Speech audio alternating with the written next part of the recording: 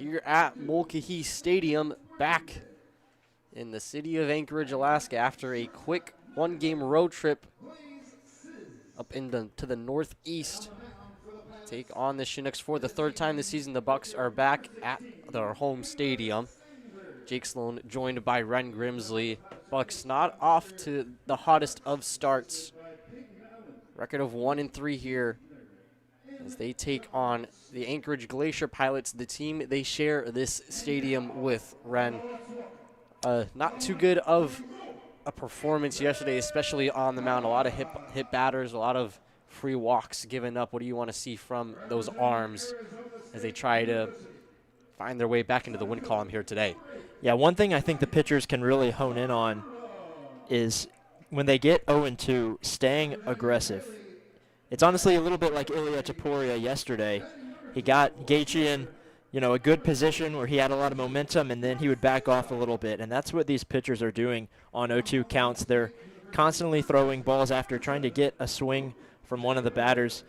I'd love to see them just stay aggressive and really throw one down the strike zone and get that strikeout.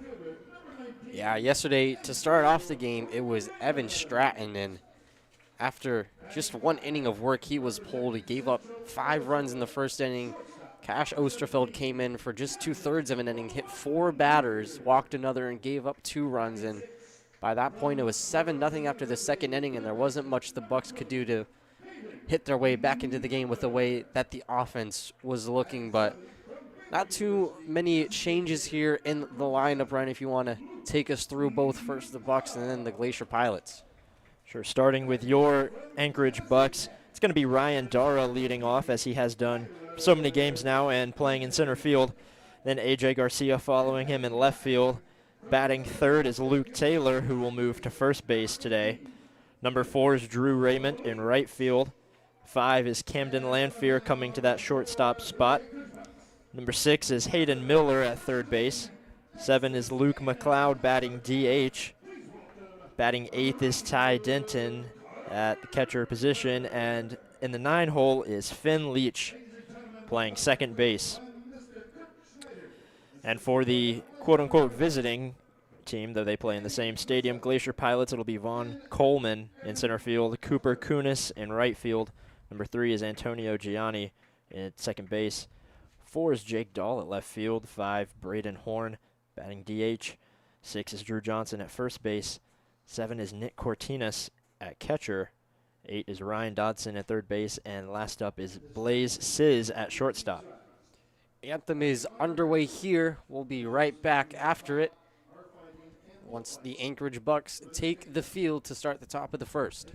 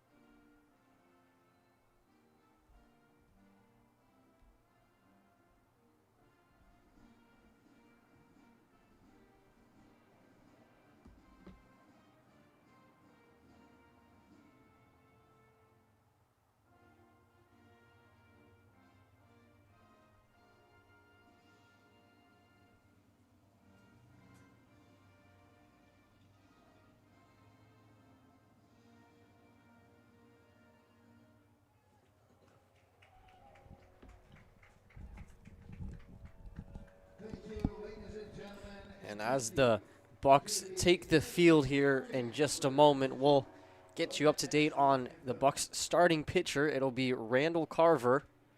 Goes by R.J. Carver, among other nicknames, one of the veterans among this team. Out of San Antonio, Texas. Finished up his sophomore year at Texas A&M Texarkana. Did not start in 4 appearances, had an 11.57 ERA in 4 2/3 innings of work. gave up 2 homers, struck out 6 batters, walked 3. This will be his first start not only here this season, but the first time he's started a game on the mound in his collegiate career. Yeah, we've seen him earlier this season coming in at the DH spot, and he has come in to pinch hit the last few games. So he's played and had some appearances, but never on the mound like you mentioned. So exciting to see what he can do today. Hopefully he can rewrite a little bit of history and bounce back from a shaky start from yesterday's pitching.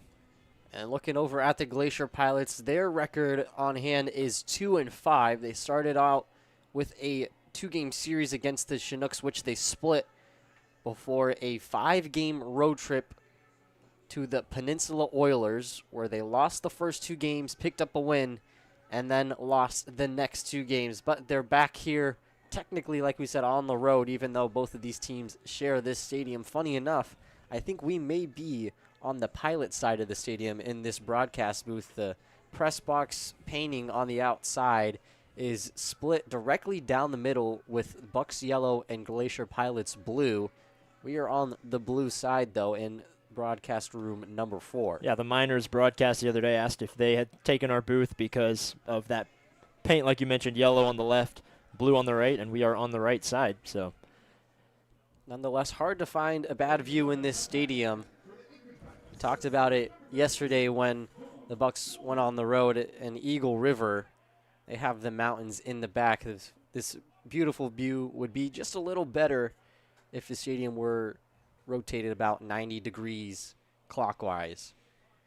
First batter up for the Glacier Pilots will be Vaughn Coleman, the center fielder, batting leadoff here. Takes a swing at the first pitch he sees down the left field line, and foul. Was a long foul ball at that. that was easily a home run if it was a few feet to the right, and just great contact from Vaughn Coleman. Hopefully RJ Carver doesn't take it too much to heart and can bounce back a little bit. Yeah, that'll definitely wake you up if you're on the mound. Coleman hit 10 homers at Cal State Northridge this year, so he's accustomed to seeing the ball fly over the fences. Carver's able to deliver a strike there to the inside part of the plate for a quick 0-2 count. Righty on righty matchup to the leadoff batter, Coleman. Here comes the delivery. That one's popped up into shallow left center field. The shortstop, Camden Landfear, drifts back and makes the catch for out number 1.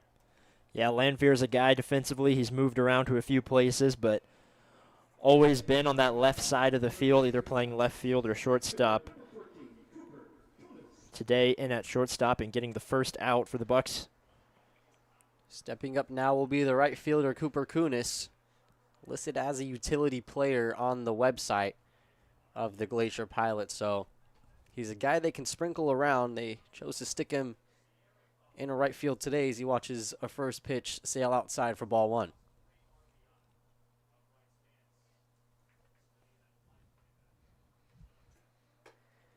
Next pitch is a fastball that hits almost the exact same spot, and it's quickly now a 2-0 count to Kunis, second batter. Carver trying to find out where this umpire's strike zone may be. Obviously, it's over the plate, but every set of eyes has a little bit of a different one. And trying to just paint that outside spot, unable to locate so far. That one a little higher than the other two. That one was high and outside, and 3 straight balls to Kunis.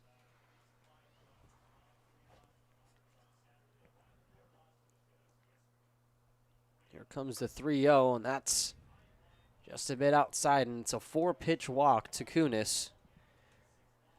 So he'll be the first base runner here with 1 gone in the top of the first.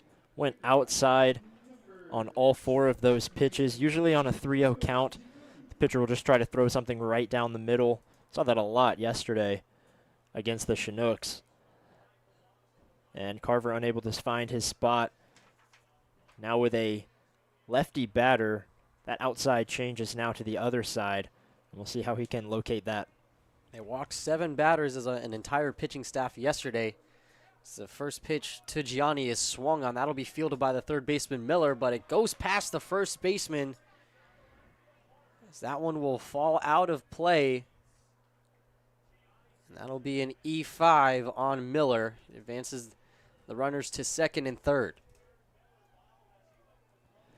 And it was a slow chopper. Miller had to really attack the ball and felt a little rushed on the throw. In that case, you got to stay calm and stick to your mechanics, get it over to first base like you've done so many times. So it'll be runners on second and third. Still only one out here in the top of the first. That'll bring up the left fielder, Jake Dahl.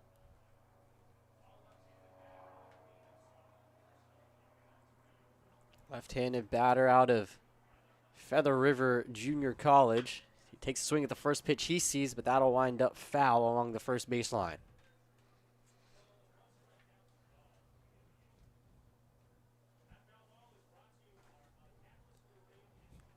Dahl in his true freshman season out of Chico, California, hit 1 homer, 17 RBIs in 49 games this past baseball season.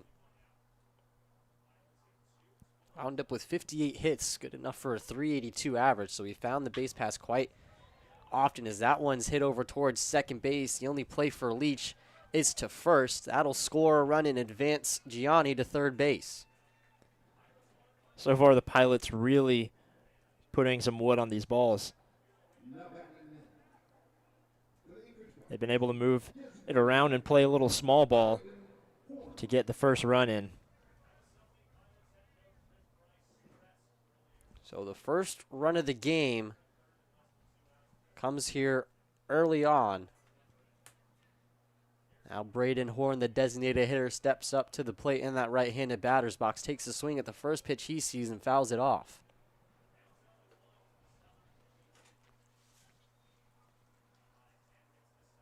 Seems like a lot of the pitches that Carver has thrown have either been outside the zone or far enough in the zone for the hitter to get a good piece of.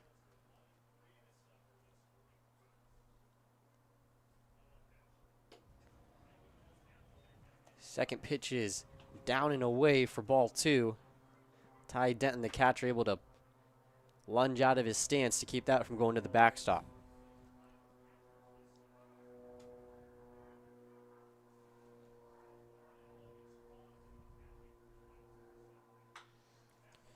That one's hit into shallow right field. That'll drop for a single and score a run.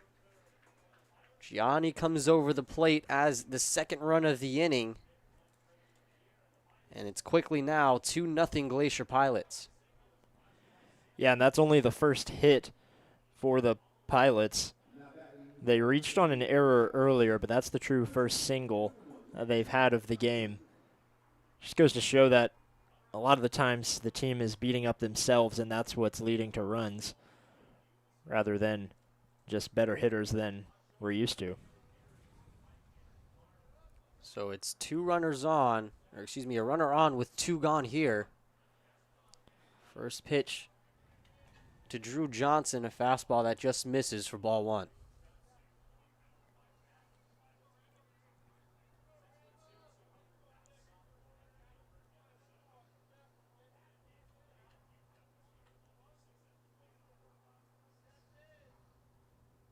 Here comes the 1-0 from Carver, fastball, that one downstairs for ball 2. Now a 2-0 count to Johnson. Like we mentioned, Carver's never had a start in his collegiate career. It's very different than coming out of the bullpen. Trying to get a little more control here and throw off these batters so he can be more effective later in the game. That pitch able to grab the outside part of the plate for the first strike of this at-bat.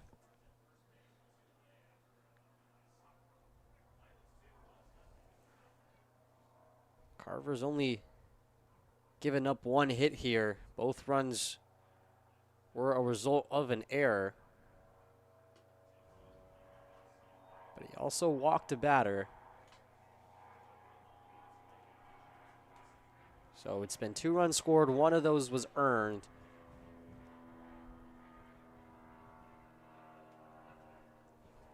A 3-1 count here to Johnson. Carver in danger of walking his second straight batter. Excuse me, just his second batter of the inning. And that he will. Be a 5-pitch walk to Johnson, and 2 more runners are on with 2 gone. And one of the hardest things in sports really is coming back. And several of the games so far this season, the Bucs have found themselves down early. Yesterday, gave up 5 runs in the first inning. Now 2 already, looking for the 3rd out. Just puts a lot more pressure on the hitters. They have to feel like they have to do something and play hero ball a little bit when really, if, as we saw late in the game, they were able to put a few on the board, and it was a respectable outcome. 9-4 is certainly nothing crazy after being down 7-0 in the second inning. So a 1-0 count to Nick Cortines. He's the 7th batter of this lineup. He fouls that one off behind home plate and out of play to even up the count.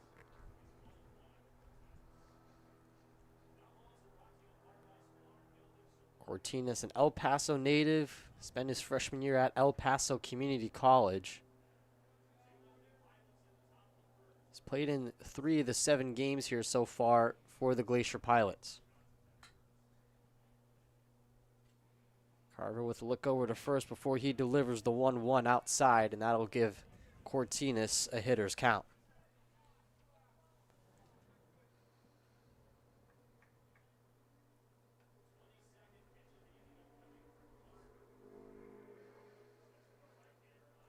Two gone here in the top of the first. 2 outs on 1 hit have been scored. Check swing there. Does go around, and that'll be strike 2. Carver right now is pitching a lot to try to get contact and put the ball on the ground. Only 1 ground out and a pop out, resulting in the 2 outs, but not many that stun the batter. 2-2 just misses inside. That one was extremely close, but that'll load the count full.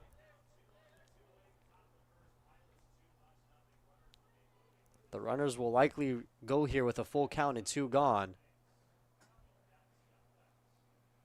As here they go, the payoff pitch down low for ball 4, and that'll load the bases up. And it looks like catcher Ty Denton's going to go talk to Carver. The good thing here is the 2 outs, which are definitely a factor that can help Carver. You can get the force out anywhere, but still a sticky situation to be in only the first inning. Remember what happened yesterday with 2 outs in the first inning? The Bucs looked like they were going to have a strong start to the game, and then 5 runs without a single out recorded were scored. Carver trying to avoid that happening for the 2nd straight game. He'll face Ryan Dodson, the 3rd baseman. Already here in the early stages, a big opportunity for Dodson.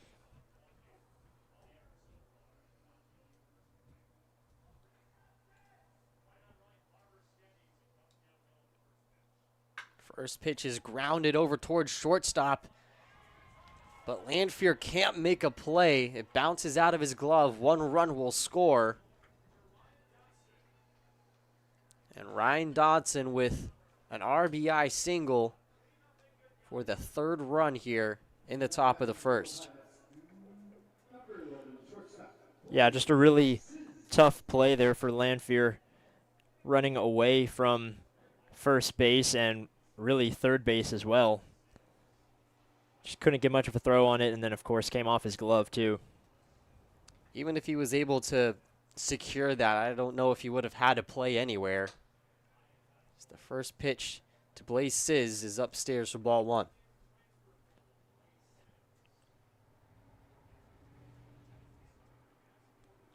Sizz spelled C-Z-Y-Z. Certainly an unorthodox spelling of it, and an unorthodox name at that, as the fastball rides way in, almost hits Sizz. I would have played it another run. Carver able to avoid that, though, on that pitch, and quickly now behind in the count 2-0.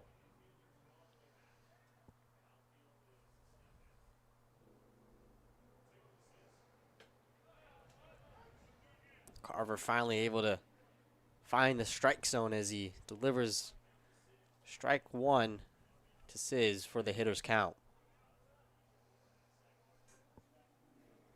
Carver just 1 out away from finally getting out of this inning. Here comes the 2-1. Just a bit low for ball 3. You know, it's the same with 2 strikes as it is with 2 outs. We've seen several 2-out rallies against the Bucs this season. This is the 5th at-bat with 2 outs just this inning and almost back to the top of the rotation if Sizz gets on board. That's ball 4, and Sizz walks to first, scoring a run. Drew Johnson will cross the plate. The 4th run of this first inning.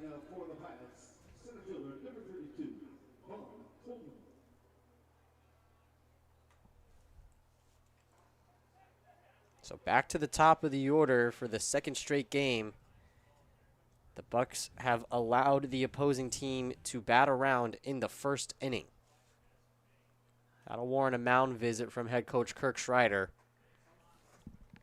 But nobody is up in the bullpen because, well, it's the 1st inning. Yeah, Evan Stratton yesterday was in a similar position. He managed to get through the 1st inning, giving up 5 runs. And then Cash Osterfeld came in the 2nd, gave up 2 more. And he only lasted 1 inning.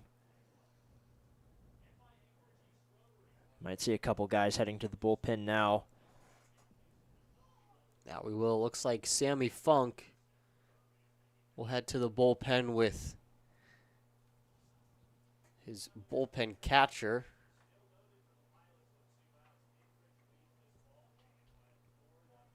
But for now, Carver will stay out on the mound, obviously with nobody warming up in the bullpen, trying to find his way out of this nightmarish inning. Glacier Pilots up 4-0 already before the Bucs have even gotten a chance to bat, as Coleman steps up for the 2nd time this game. First pitch to him is low and away for ball 1. Coleman popped out to shortstop his first time around. Well, the first pitch he saw was a foul ball that would have been a home run if he waited about maybe a couple milliseconds. 1-0 is chopped foul down the 3rd baseline, and that'll even up the count at 1 apiece.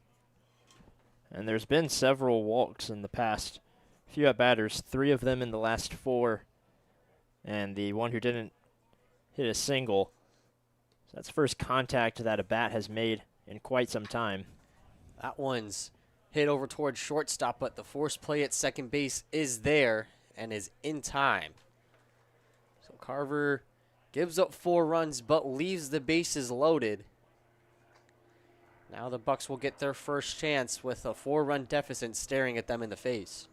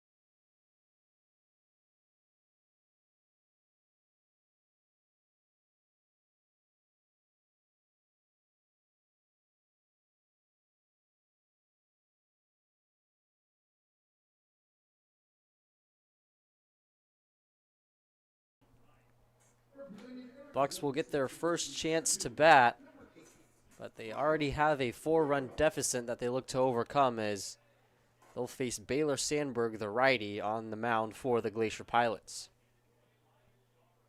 Has a fastball, slider, and changeup in his arsenal as the first pitch is a fastball that's in on the outer part of the plate for strike one. Yeah, he's going to rely a lot on that fastball.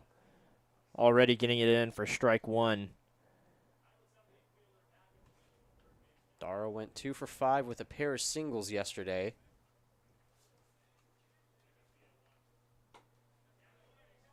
Next pitch is slider that is low and away to even up the count.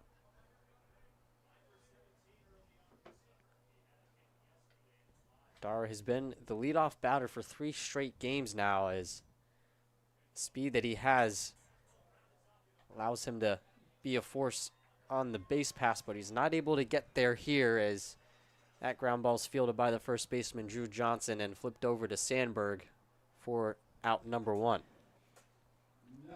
And obviously this is a 9-inning game, so the Bucs don't have to respond with 4 runs immediately. But it would be nice, just for momentum and mentality, to go ahead and get a run or 2 here, just to fight back a little bit, stay in the game. I think we have the batters to do it.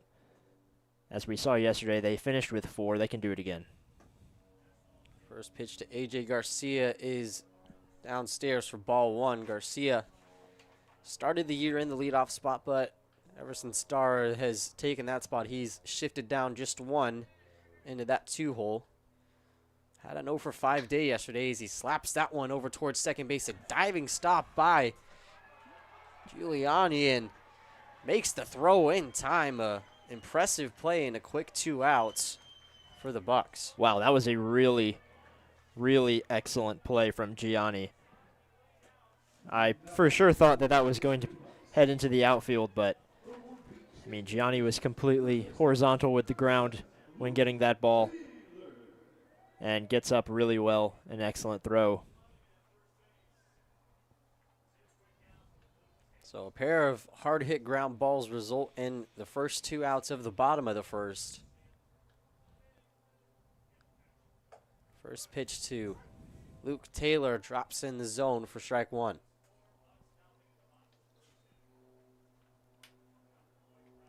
Taylor also coming off an 0 for 5 day, or excuse me, 0 for 4. Luke McLeod came in as a pinch hitter later in the game and also did not fare well as Taylor fouls that one off behind us and out of play for strike 2. And they've been really, really confident in Taylor's bat, and rightfully so, moving him from catcher to first base. Obviously don't want your catcher to be playing every single day. That'll do some damage to the knees, but keeping him on the field, making sure he can be an offensive weapon to this Bucs offense. The 0-2 to him is slider that dips low and out of the zone for ball 1.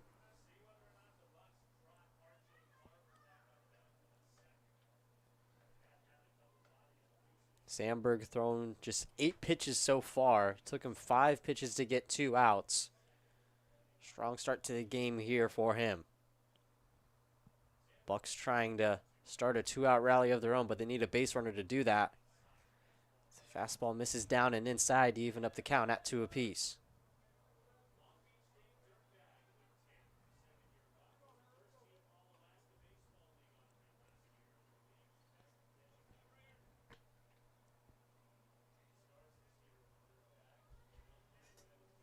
Taylor has played in every game for the Bucs so far.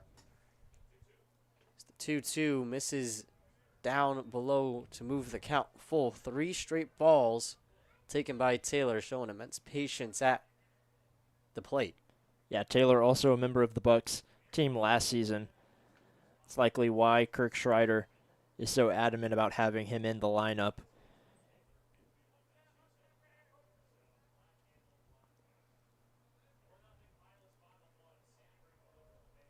Payoff pitch coming from Sandberg. That's slapped into left field. Getting underneath it will be Jake Dahl, and he makes the catch for out number 3. A 1-2-3 inning to start things off for the Bucs side of the offense. as Carver will take the mound for the second time, looking for a better result here to begin the top of the second on the Bucs YouTube channel.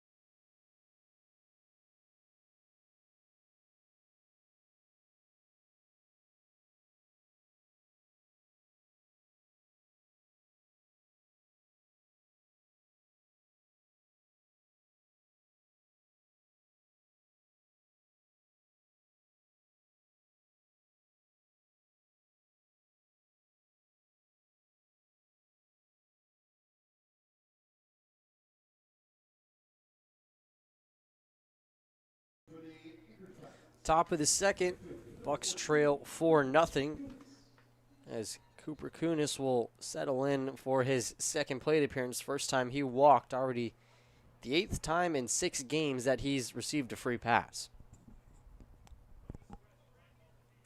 First offering from Carver is a fastball right down Main Street for strike 1. And that's a good first pitch, going ahead, getting a strike on, making Kunis feel a little defensive there in the batter's box. Second offering is low and inside. That'll even up the count. And for Carver, it's all about just attacking the zone, but also doing it strategically. 1-1 just misses down low for ball 2.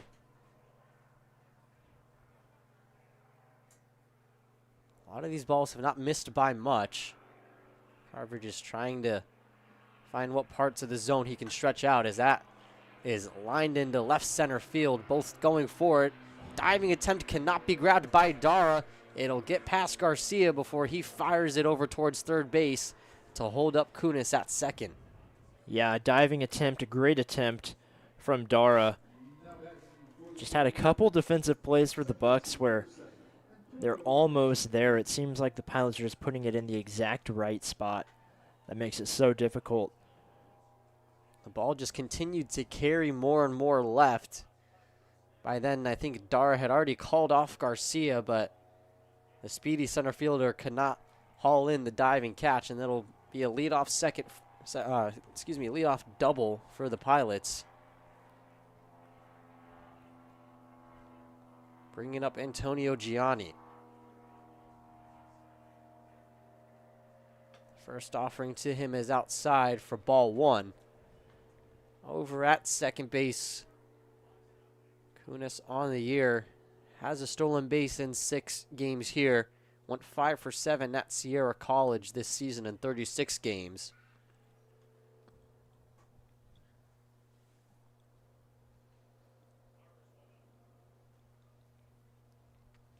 One-0 to him is hit sharply up center field. That'll get down. Fielding it quickly is Dara, though, as he's able to keep the runner at third. Gianni tried to head for second there with the throw getting past the 2 middle infielders, but Ty Denton chose not to throw it over and keep the runner at third. Yeah, that one again, just finding that spot between the shortstop and second base.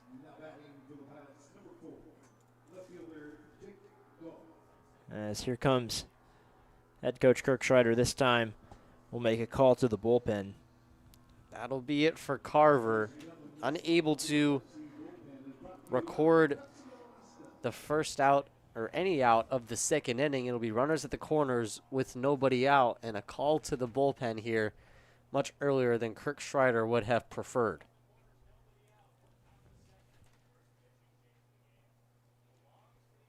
In just one inning of work, he gave up 4 hits, walked 4 batters as well. Responsible for both of them left on, but currently has given up 4 runs, 3 of them earned. Unless Sammy Funk can hold these 2 base runners with no one out, might give up a couple more. Yeah, we've seen Sammy Funk a couple times this season come in at relief. Had a tough outing his first time on the mound in the very first game of the season against the Chinooks, but a much cleaner second appearance. Only needed to get 1 out just a couple days ago against the Miners. Came in the bottom of the 8th, recorded an out, and was replaced by John Carlson to begin the 9th, as he'll likely need to go for a couple more innings. So we'll take a quick break while Funk warms up.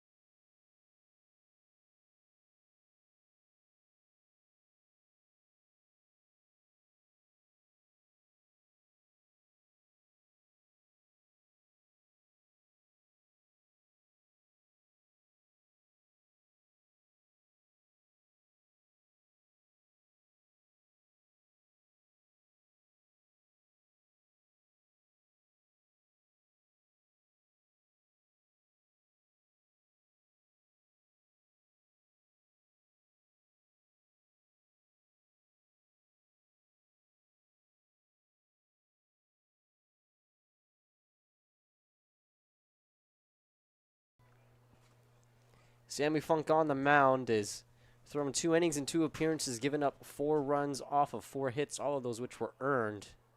Walked 2 batters, only struck out 1. His first test will be Jake Dahl, who had an RBI ground out to second his first time up. As Funk delivers a ball to Dahl. Ball to Dahl. Coming up with rhymes here in the booth. I'll be here all night. The 1-0 outside for ball 2. Dahl went to Feather River Junior Community College, same as the Anchorage Bucs, Carl Colavecchio. We saw the 2 meet up behind home plate beforehand.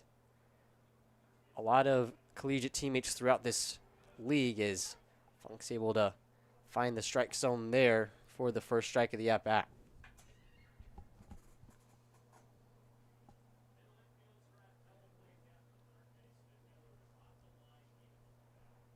Gianni on first, Kunis on third. Fastball rides upstairs, and Dahl able to get his arms out of the way to avoid being hit by that. And now this is a tough position for Funk. In a 3-1 count, obviously needs to throw something in the zone and just limits your options for pitching. 3-1 runner goes as that's popped up into foul territory. The third baseman Miller trying to go for it, but that'll land on the top of the Bucs locker room over in third base foul territory. As that will run the count full, now at 3-2. Funk now Watching out for Gianni, who attempted to steal second base there. Funk, a right-handed pitcher, will have his back turned to first. Here comes a payoff pitch. Runner goes again. That is called for strike 3, but there will be no throw to second, as neither the shortstop or the second baseman could get there in time, but still the first out of the inning.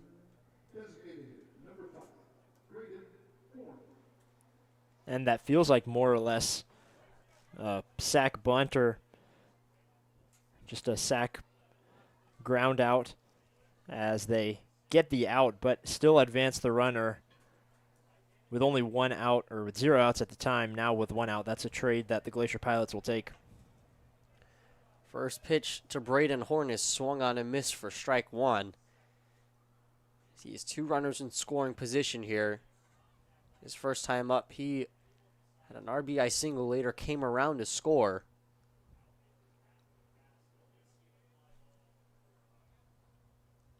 As Funk will come set and deliver the 0-1. That just misses, and that'll even up the count.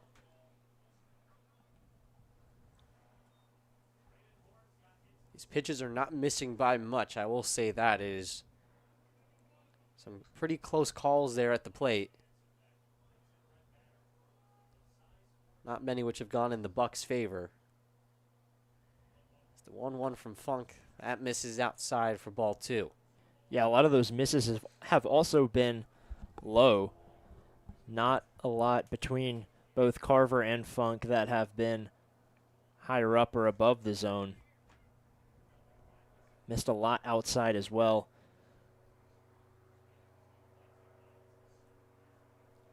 Two one from Funk is hit into center field. Arranging back for it is Dara. He'll settle under it and make the catch. Both runners will tag up. The runner from third will score, and Gianni slides into third base safely. So it's an RBI sac fly into center for Braden Horn to score the 5th run of the game for the Glacier Pilots.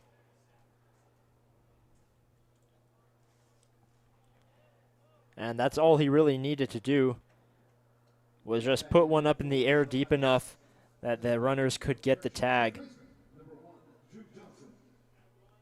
In these leagues, not everything has to be a home run all the time. Just putting one up, getting one more on the board, and establishing that momentum.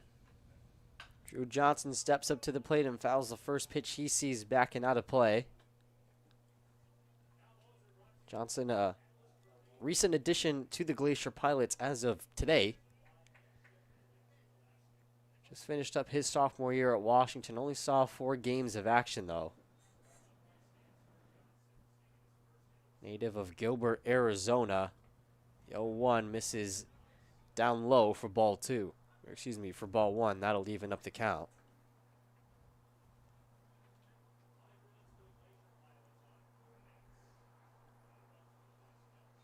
Johnson's teammate at Washington, Jackson Hotchkiss, announced his commitment to ASU today. Was a top 10 prospect in the portal at the time of his commitment.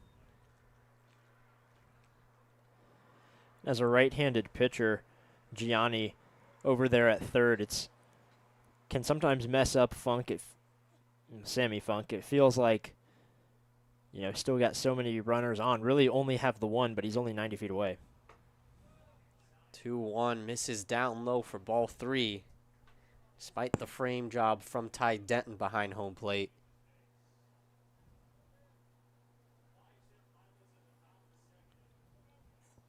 Funk trying to get out of this inning, still has 2 outs to go, though. As he sets and delivers, that misses down low again. The fastball can't find the strike zone, and it's a 5-pitch walk to Johnson.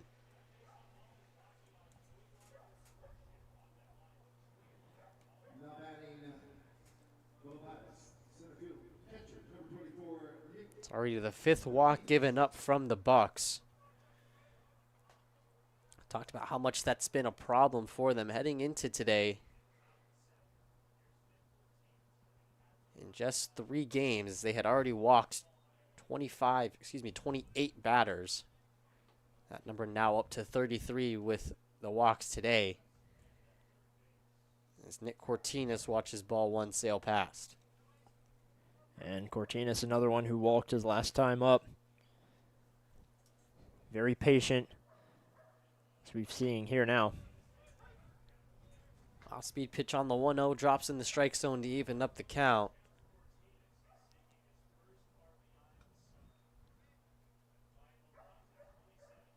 Two gone here in the top of the second. A quick throw over to first, not in time. Johnson able to slide back to avoid being picked off. Remaining over at third is still Gianni. That offering from Funk misses down low for ball two. Unable to just get a pitcher's count. Anything 0-2. Don't know if we've seen one all day, but it's had clearly an impact on the performance of these pitchers and how they perform late in the at-bat. That pitch fouled straight away behind home plate, not too far from us. We were talking about it beforehand. We have the camera past the glass in onto a wooden platform. Hoping no foul balls come back here. You guys are now put in danger. 2-2 is lined into center field. Dara doesn't even have to move as he makes the catch for out number 3, and that'll strand a pair of runners. Funk comes in and limits the damage to 1. Bucs now trailing 5-0 heading into the bottom of the second.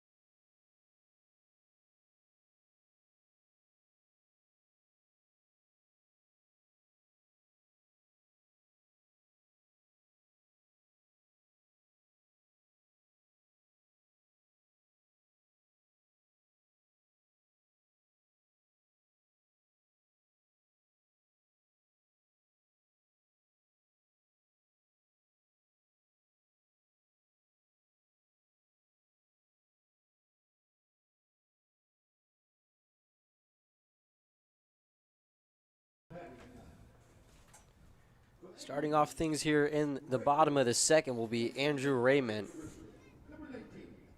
He is the first to take on the task of a 5-run deficit after the Pilots added another run in the top half of the frame.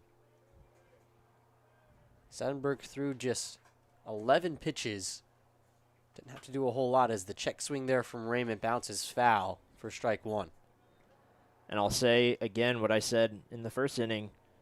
Don't have to get all 5 runs right here. We don't need any heroes trying to hit it over the wall and make it a home run. Just need to get on base and get guys around and get 1 or 2 runs to keep this ball game close. A 1 to Raymond is hit well out towards right field. Going back is Kunis. Near the scoreboard, he makes the catch for the first out. It's the best ball we've seen hit from the Bucs in quite a while, so it's something, but yeah, the only 2 home runs we've seen this season came from the Bucs in AJ Garcia and Hayden Miller, who are teammates at Bradley. And we're talking to the guys last night at dinner, and they said that if they had their usual metal bats that they have in college and not the wood bats here in this league, probably have 5 or 6 home runs on the season. First offering to Lanfear is in there for strike one. Lanfear played yesterday, had one of the better days from a Bucs player. 2 for 3 with a pair of singles and a walk. Second offering misses for ball 1.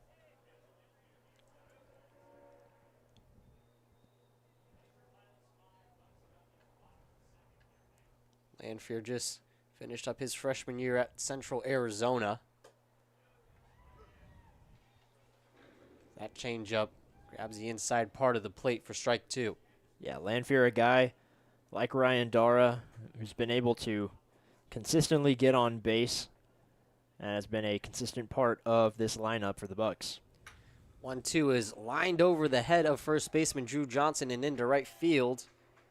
And it's the first hit of the game for the Bucs.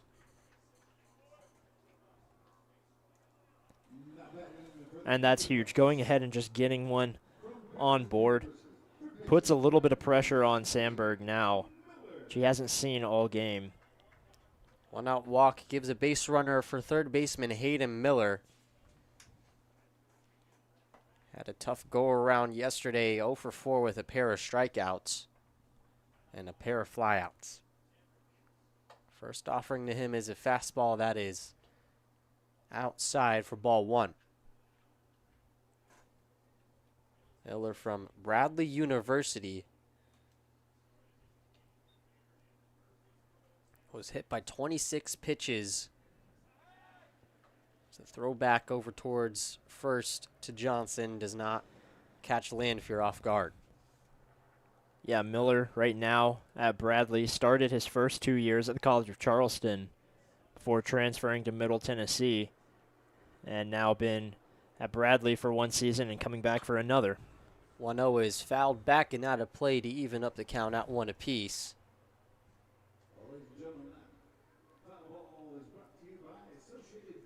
A rising redshirt senior, likely in his final season of summer ball, trying to have a memorable one at that. Lanfear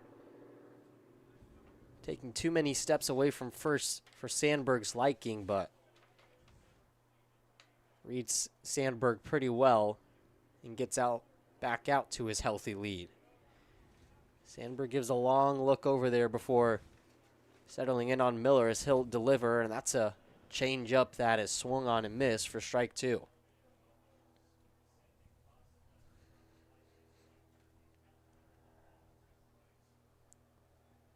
Infield playing straight up other than Johnson, of course, who is covering first with Lanfear threatening.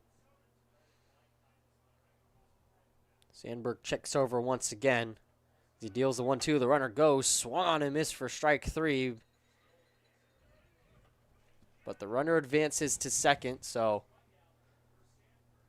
Miller able to create enough action around home plate to keep Cortinas from throwing to second.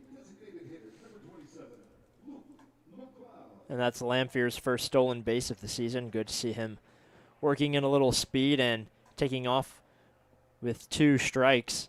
Now puts a runner in scoring position for Luke McLeod. McLeod takes a first pitch ball. Slider from Sandberg misses. Just a bit outside. McLeod came in yesterday as a pinch hitter in the 9th and flew out to left field. Had an RBI triple in just the second game of the season. Was the winning run in the Bucs' only win of the season so far here. That fastball able to grab the outside part of the plate for strike 1. And this DH spot has not been any one guy so far. Right now, he's batting in the 7th spot, which is usually given to your DH in the 3 or 4. But we've seen several different guys play it. Umphris has played, RJ Carver, Luke McLeod as well, being one of those guys. Hayden Miller was in that starting spot yesterday, back at third base today.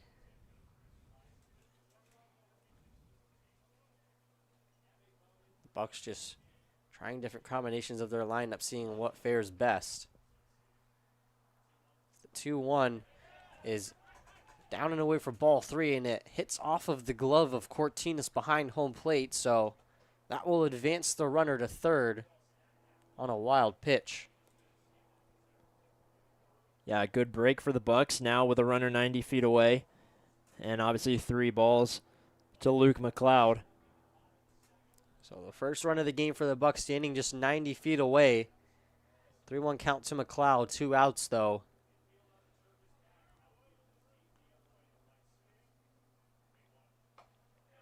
Just a fastball right down Main Street for strike 2.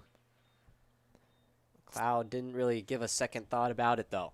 It's the kind of pitch we haven't seen from the Bucs today from either Funk or Carver, is a 3-1 count and just delivering one right down the middle. That one's hit over towards first, fielded by Johnson. He'll call off the pitcher and calmly step on the bag for out number 3. McLeod unable to bring the runner home, as the Bucs remain scoreless through 2 frames.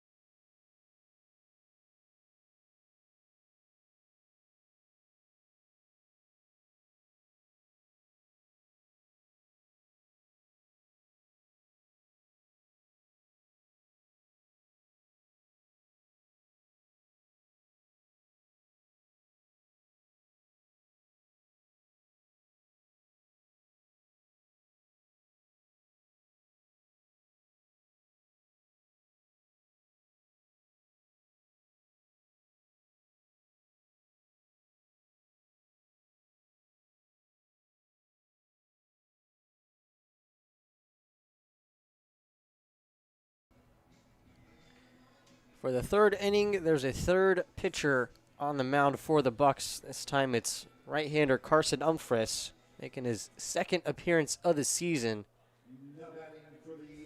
Bucs already in a 5-0 hole, as Umphris will try to keep the score the same, give the Bucs a chance to hit their way back into this game. We've seen Umphris on the mound a couple times, came in the second game against the Chinooks, had 3 innings pitched, 2 runs given up. First pitch he throws is hit well into left field, but it's caught by A.J. Garcia for a quick first out to begin the top of the third.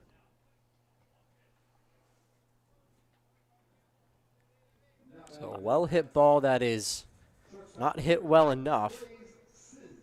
And a quick first out for the Bucs here to start things off in the top of the third. Blases stands in and watches an off-speed pitch fit right in there for strike 1. Is Umphris with a new look on the mound, shaved his beard today, now just rocking the stash out there. 0-1 is hit foul along the third baseline for strike 2. Yeah, did not see him before, just now with that shaved look and the mustache. Not his first time rocking it, but perhaps I believe it'll offer him a little bit more luck for the Bucs. 0-2 swung on and missed for strike 3, and right now the Stash is bringing a lot of swagger on the mound, as it's a quick 2 outs to start the top of the 3rd. Would like to see him stay aggressive here. Only thrown 4 pitches. All of which have technically been strikes, as the flyout was likely a pitch that was in the strike zone. Off-speed pitch, though, can't drop in, just a bit high for ball 1. Coleman, the leadoff batter, steps in for his 3rd at-bat in as many innings. But he hits that one over towards short. There to make the play is Lanfear. His throw is in time, and it's a 1-2-3 inning for the mustache man on the mound. Bucs will have another crack at it in the box when we come back.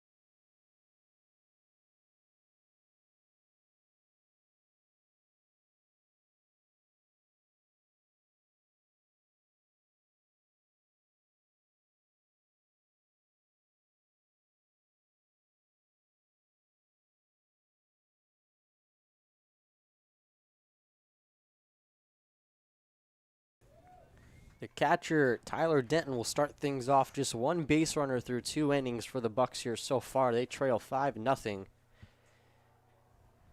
Denton will be the first one to attempt to fix that. Had the outing they needed with Carson Umphris, 1-2-3 inning. And now we'll see if the bats can get going a little bit as well as we get to the 1/3 mark of the game. Denton takes ball 1 down low. Has appeared in 3 games thus far with a .250 average, but just 4 at-bats in 3 games, as the first 2 pitches he sees are fastballs that miss the strike zone. 2-0 count to the leadoff batter here in the bottom of the 3rd. Bucs with just 1 hit so far.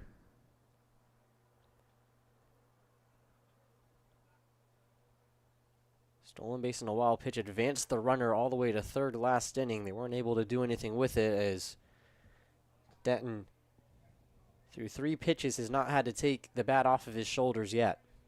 And now with a 3-0 count, likely Sandberg will just send one right down the middle to try and go ahead and get a strike. And with how things have been going, it may not be the worst thing for Denton to stay aggressive here.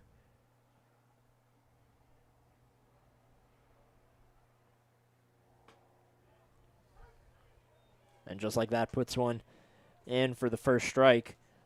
And when that happens now, Denton has to think a little bit more. That 3-0 count, likely just thinking, I'm not going to swing, maybe he'll miss.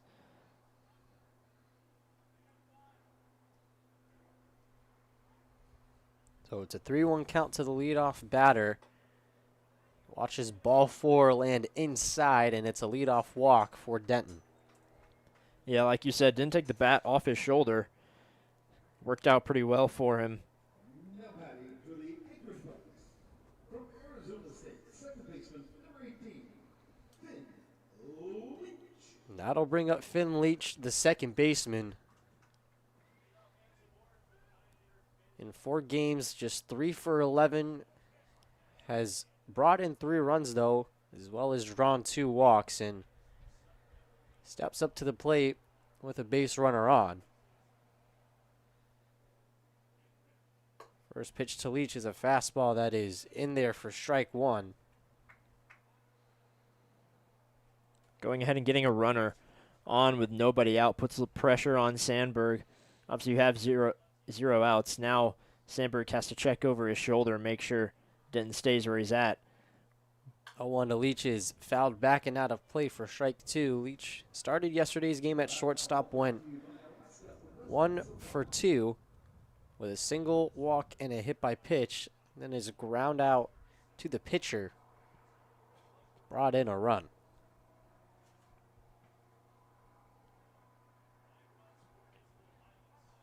Quick throw back over to first with Leach taking his time to get back into the bag. Denton able to slide back there in time, though, as Leach steps back in with an 0-2 count facing him. Here comes the pitch from Sandberg. That's hit into left field. That'll drop down for a single, so it's back-to-back base runners to start off the bottom of the 3rd here for the Bucs. Leach had to go up and get that one. Able to just get it over the infield.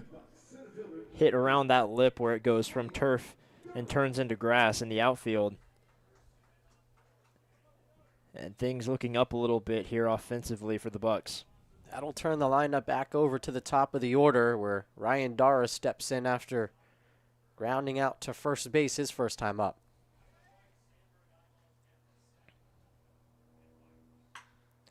First pitch is hit right over to the second baseman. The throw to shortstop is in time. The second one is not. The double play, or it looks like it will be in time. It was a bang-bang play, but the umpire from second base rules that the throw was in time, so it's a 4-6-3 double play.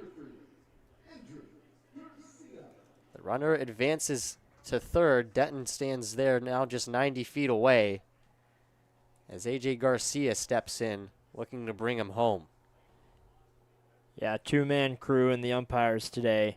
So obviously that umpire really far away. I thought Dara's speed might have been able to get him to first safely.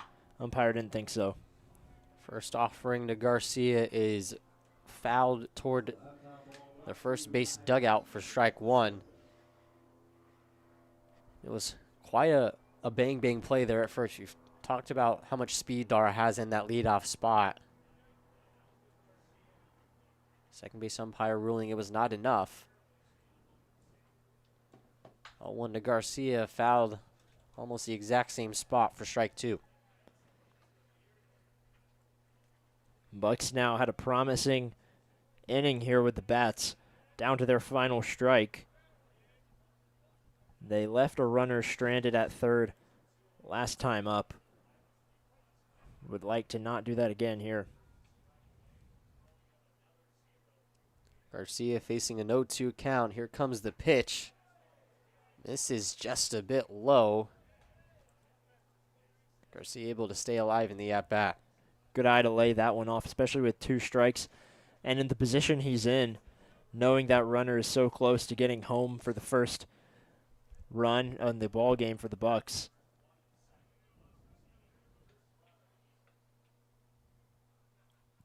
Here comes the 1-2 count from Garcia. Swung on and missed for strike 3. And for the second straight inning, a runner is stranded on third base.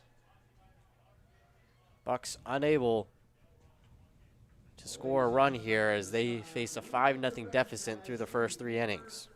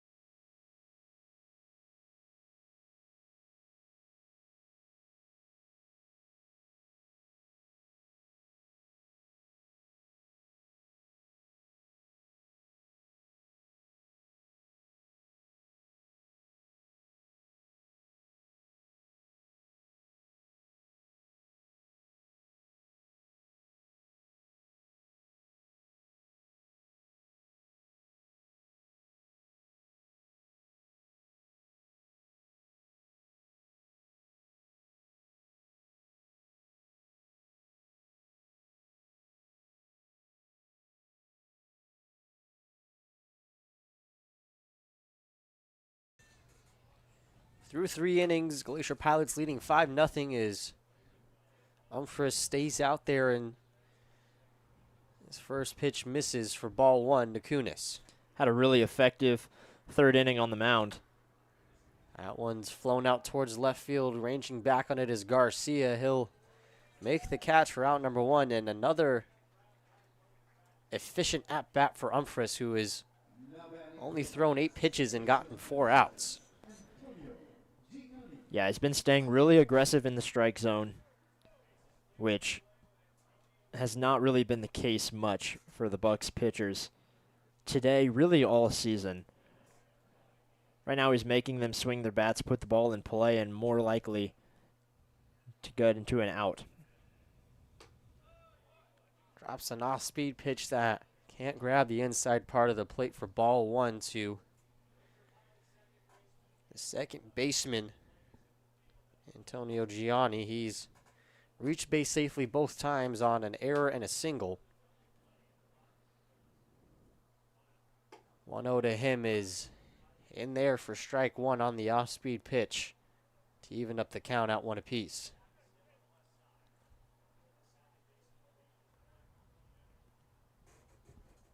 Umphris has delivered the only scoreless frame on the mound for the Bucs so far. So 1-1 is hit right in front of the catcher. He is able to get out of his stance and make the throw for out number 2. That was an odd one. I thought that might have hit off of the mask of him, but I guess it was just chopped right in front of him. Yeah, slow bouncer. Right now Umphris having a similar mound visit as what Cade Burkhart had yesterday, where he had to come in for long relief during the middle innings. Right now, Umphris even more effective than Burkhart was yesterday. Fastball, check swing from Jake Dahl. Didn't matter. It was in the zone for strike 1.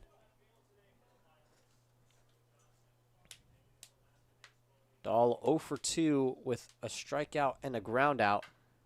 As he pops that one into foul territory.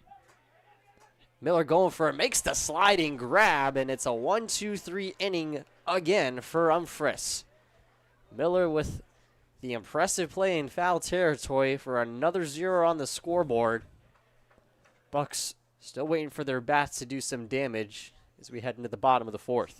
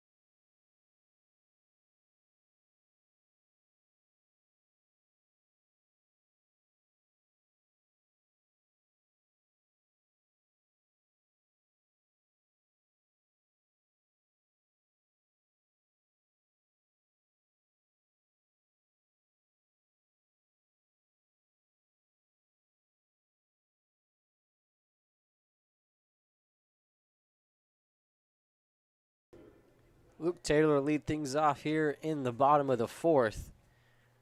Bucs in back-to-back innings have stranded a runner at third. Have not been able to find the type of situational hitting needed to work themselves back into this game.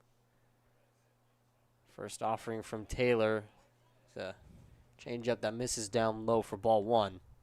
And last inning had 2 runners on at first and second with no outs, and still just could not get the job done in order to bring one around to home after A ground into double play. That one's popped up into straightaway center field. Coming under it will be Coleman. He makes the catch for the first out of the inning. That's really been the story. The Bucs have been able to string together some solid at-bats and get their barrels on a couple of these pitches, but they've just gone right to the fielders. Now Andrew Raymond will step in. Had a hard hit fly out to right field that was about 10 feet away from a homer as he hits the first pitch he sees down the first base foul line, and it's fielded by the the pitcher, Sandberg, who lays the tag on for a quick out number 2. Yeah, that one was about to roll out to the right and be a foul ball. Unfortunately, got there in time by Sandberg. And a one-pitch out for the second out to Raymond. Sandberg up to just 42 pitches through 3 2/3 innings.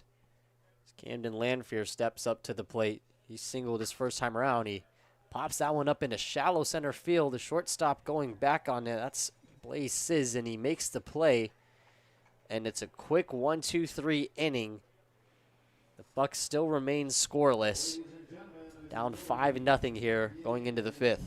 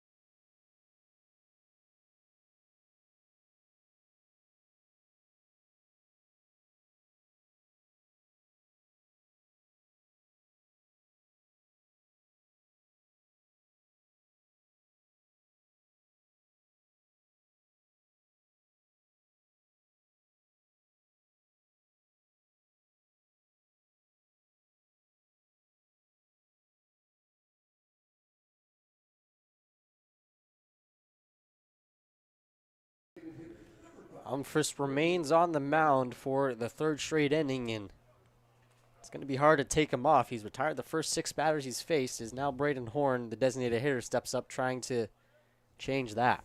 Been really effective. Only 2 pitches that he's really shown. The off-speed inside and the fastball that he just tries to zoom past the bat. First one was a slider that Horn was able to get a piece of, and the story here has really been how Umphris has been able to attack the zone. The rest of the Bucs pitchers might have to take notes because it's worked well for him thus far. He's not thrown more than 2 balls in a single at-bat. 0-1 is hit right over towards shortstop on a one-hop. The play is made by Lanfear. His throw is in time for the first out of the 5th inning.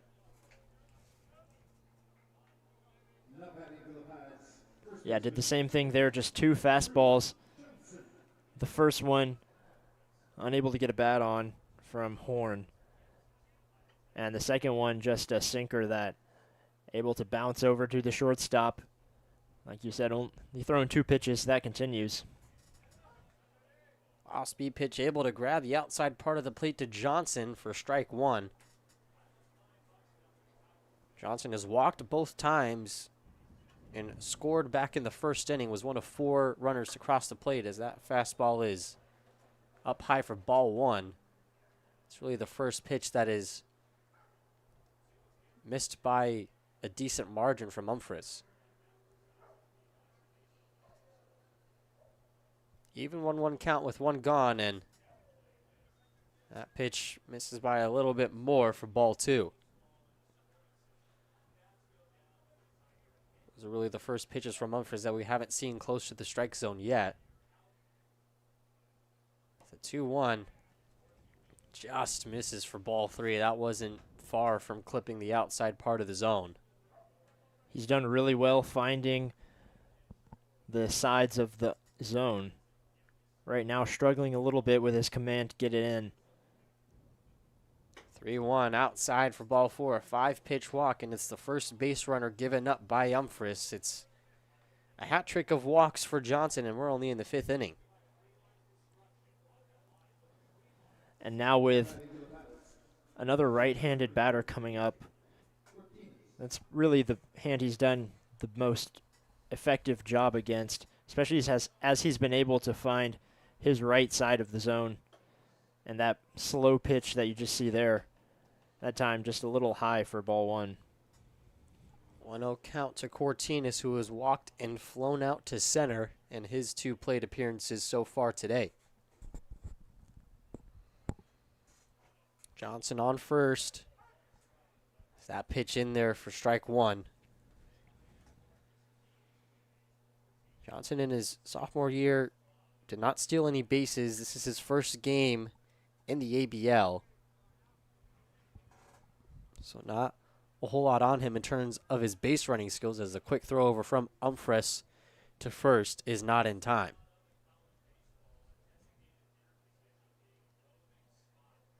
A 1-1 count to Cortinas. 1 gone here in the top of the 5th. Bucs still trailing 5-0 as Cortinas fouls that one straight back into the netting behind home plate for strike 2. Talked about that righty-on-righty matchup that Humphries has with Cortinas. He's had that for much of these batters. He's been ahead in so many of these counts. See, he is here once again. But before the 1-2 is delivered, he'll check on the runner at first. Not sure about Drew Johnson's speed, the runner at first. But Humphries checking over there a few times. He's first baseman, which is usually not the quickest position, but you never know with some of these guys in college. 1-2, can't drop the off-speed pitch in the zone, just a bit high and inside. That'll even up the count at 2 apiece.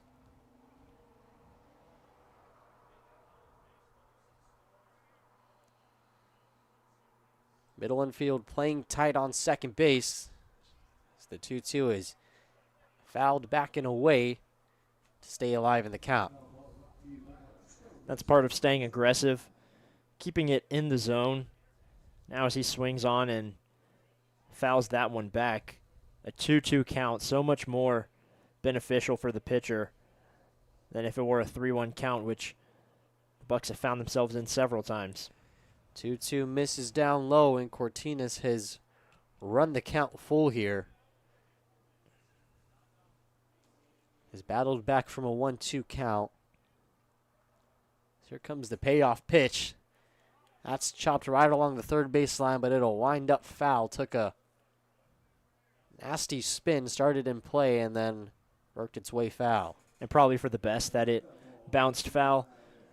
It was a very slow moving ball that Hayden Miller had to take several steps to get to. If the throw had made it on time, obviously we saw a throwing error from Hayden Miller earlier in the game. Don't know if the yips would have gotten him there. Now still 3-2 and a chance for Carson Humphries to get the strikeout. Another payoff pitch. Runner goes on this one. A check swing, makes contact with the ball and is hit foul, so we'll do it again. Easily the longest at-bat that Humphries has had to deal with.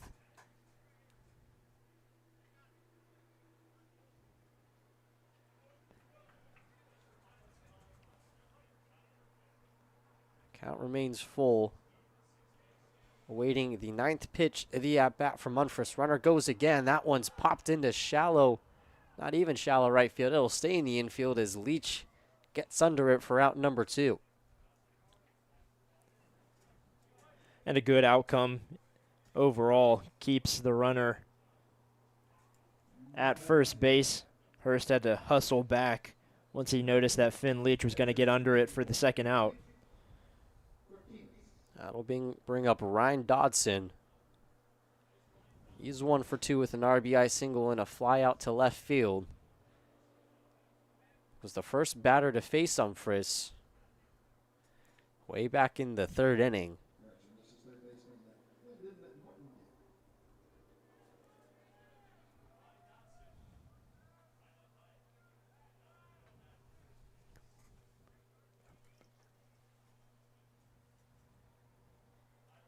As Humphries checks back over at first a couple times to keep the runner at bay. His first delivery to Dotson misses for ball 1. That pitch is such a slow-moving one. Inside on the right-handed batter. Now he'll likely come in with a fastball. Just like you said, a fastball. That grabs the inside corner to even up things at 1-1 with 2 gone here. Humphries looking to get out of the inning with another 0 up on the scoreboard. Has retired 8 of the first 9 batters he's faced. Imminent on making sure that Johnson does not advance past first.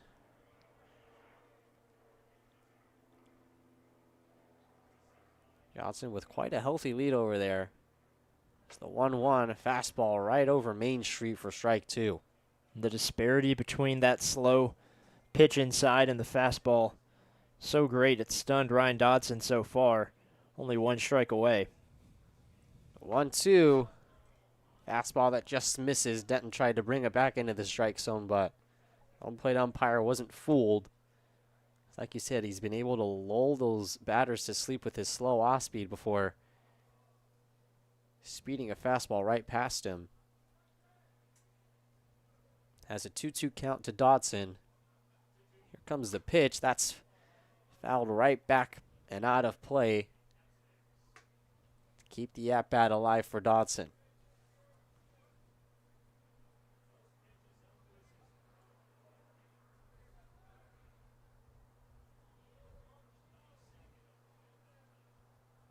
Humphries with a glance over to first. He'll deliver the 2-2 once again. That's upstairs. The count has run full once again. We've seen him throw high fastballs for these payoff pitches. A couple low ones as well. Either way, likely going to throw some heat. Second straight at bat with a payoff pitch, and that's fouled. Not too far from us. The camera stays alive, though. You guys were pretty close there. I'm sure we'll have our fair share of close calls over the course of the season.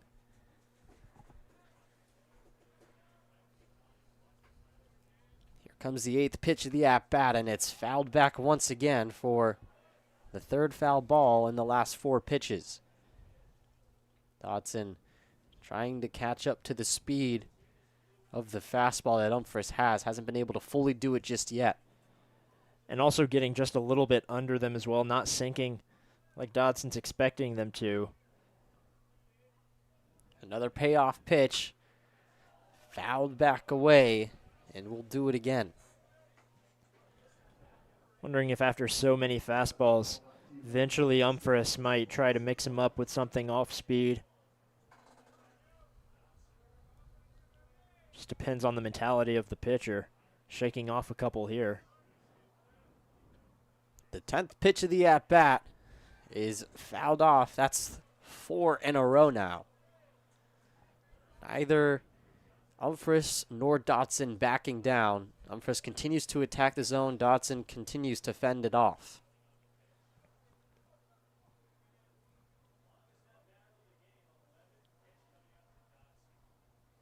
Already 11 pitches in this at-bat now. As that one's chopped over towards shortstop. Lanford comes charging in. The throw is in time. Humphries has retired 9 of the first 10 batters he's faced. As now he waits for his offense to try to help him out a little bit in the box as we head into the bottom of the 5th. Bucs still down 5-0.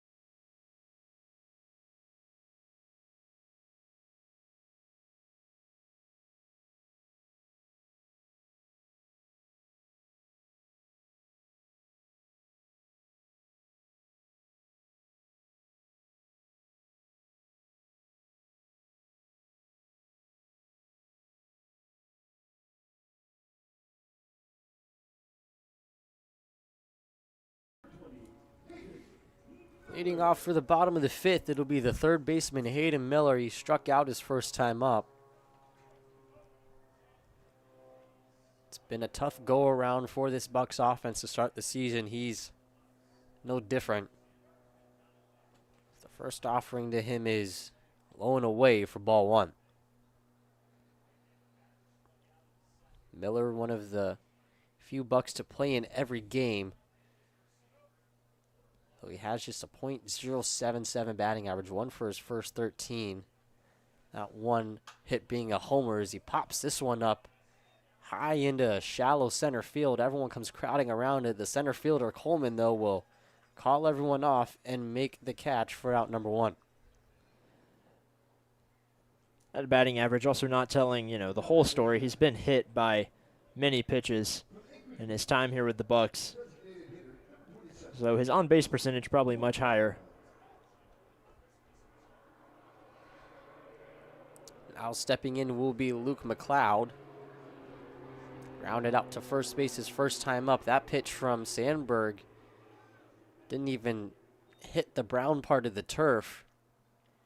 Bounced a good 6 feet in front of home plate before reaching the backstop. As he's thrown 46 pitches now. Already in the fifth inning, we know how these pitchers up here can be put on a bit of a pitch count, but he's able to find the strike zone on that fastball. Yeah, Sandberg's delivering the performance the Pilots want. Obviously 0 runs, but getting here halfway through the game, not having to go to the bullpen, just takes so much pressure off the arms. Now you can rely on 1 inning per arm once you head into the bullpen. Unlike the Bucs, who have had to get 2 1/3 from Berghardt yesterday, now 3 from Umphris. This is Sandberg's second outing of the season through 2 innings. Didn't give up a single hit or a run. As the count now runs even on McLeod. His first outing came back against the Gold Panthers of Fairbanks. That was an exhibition match. His only regular season came in a 6-5 loss to the Peninsula Oilers. As his fastball misses down low to run the count full. Luke Taylor has a pair of pop-outs in his 2 at-bats today. See if he can get on base here with a full count, only 1 out.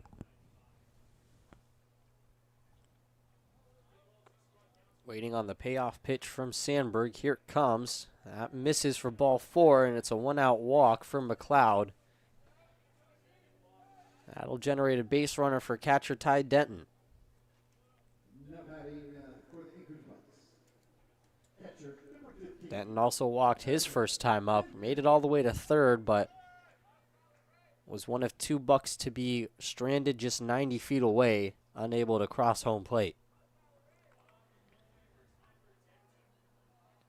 He'll try to do some damage and try to ignite something in this Bucs offense. Won't get a chance to there as the fastball way high and outside for ball 1. Yeah, hasn't swung the bat today, as his first at-bat was a walk on 5 pitches and never once took it off his shoulder, and here in the first pitch doing the same.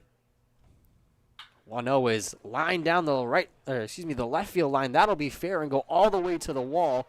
Here comes McLeod. He's rounding third and coming home, and Ty Denton has an RBI double to score the first run of the game for the Bucs.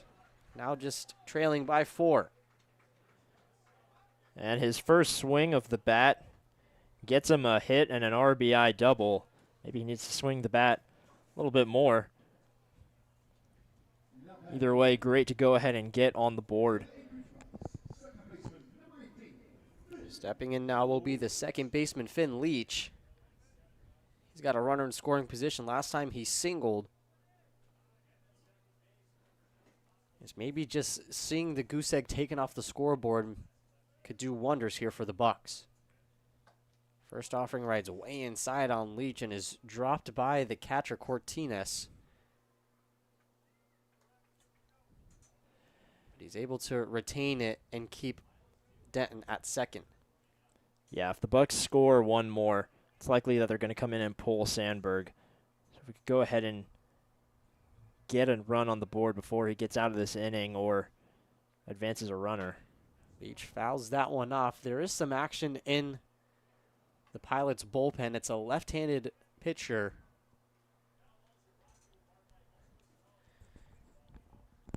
It's currently Leach dealing with a 1-1 count.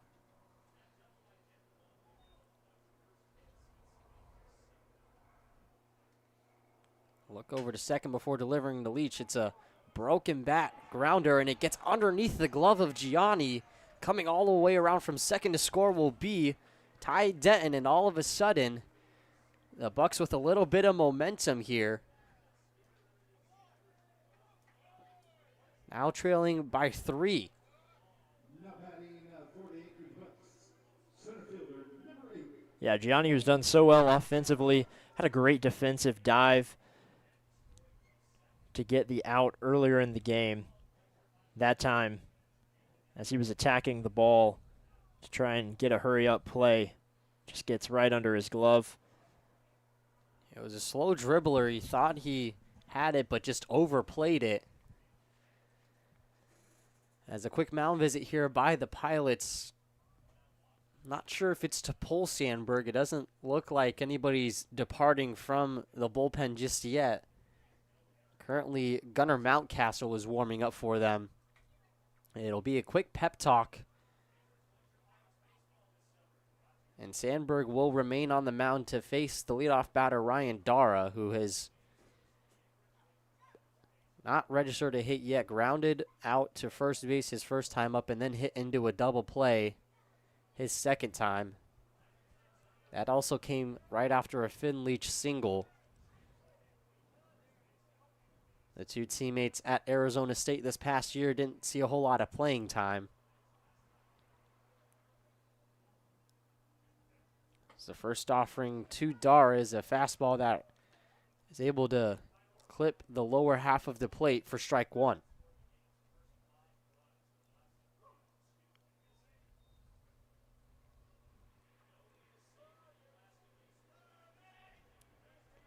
Leach over on first. With a healthy lead as the 0-1 is away for ball 1. And Dara, like you mentioned, hasn't registered a hit today. Did very well yesterday. And has been a huge contributor offensively this season. Now with a little bit of a rally here, getting 2 runs in the bottom of the 5th. Might motivate him just enough to get the hit. Fastball misses for ball 2. Finn Leach has 1 stolen base on the year. So he's displayed some speed on the base pass. Sandberg yet to check over there. Looks over his shoulder, but doesn't seem too worried about the speed of Leach. Leach with not too much of a lead. That one's hit over towards shortstop. The throw to second is in time. Bobbled a little bit at first, and that gives Dara just the split second that he needed to beat the throw at first and keep the inning alive. And that's what I thought happened the last time Dara was up. They ruled that one a double play, and that Dara was out.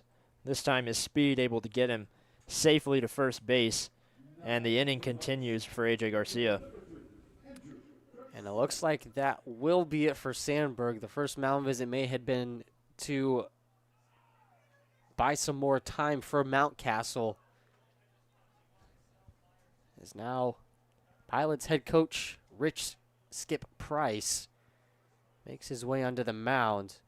In his 3rd season with the Pilots, coached the Kansas Jayhawks for 19 years.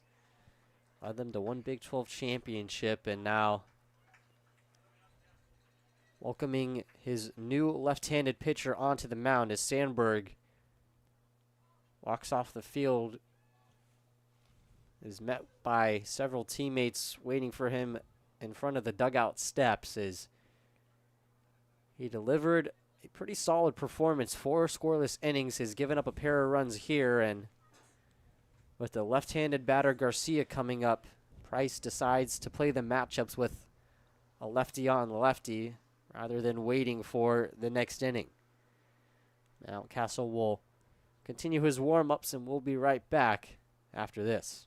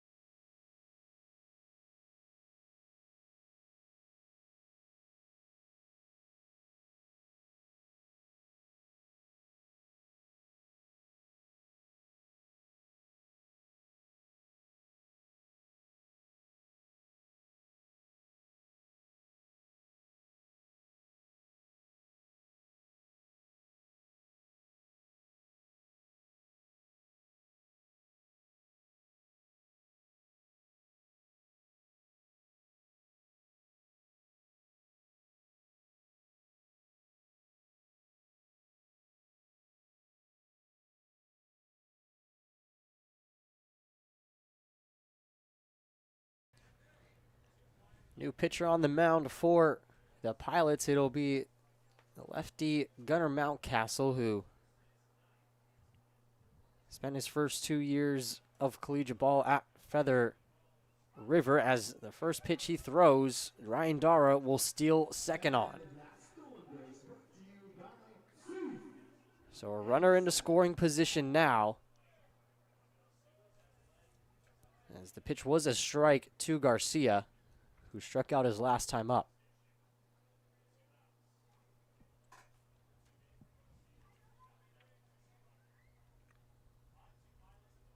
Here comes the 0-1. That's hit sharply over towards first, is fielded cleanly by Drew Johnson, and he'll calmly step on the bag for out number 3.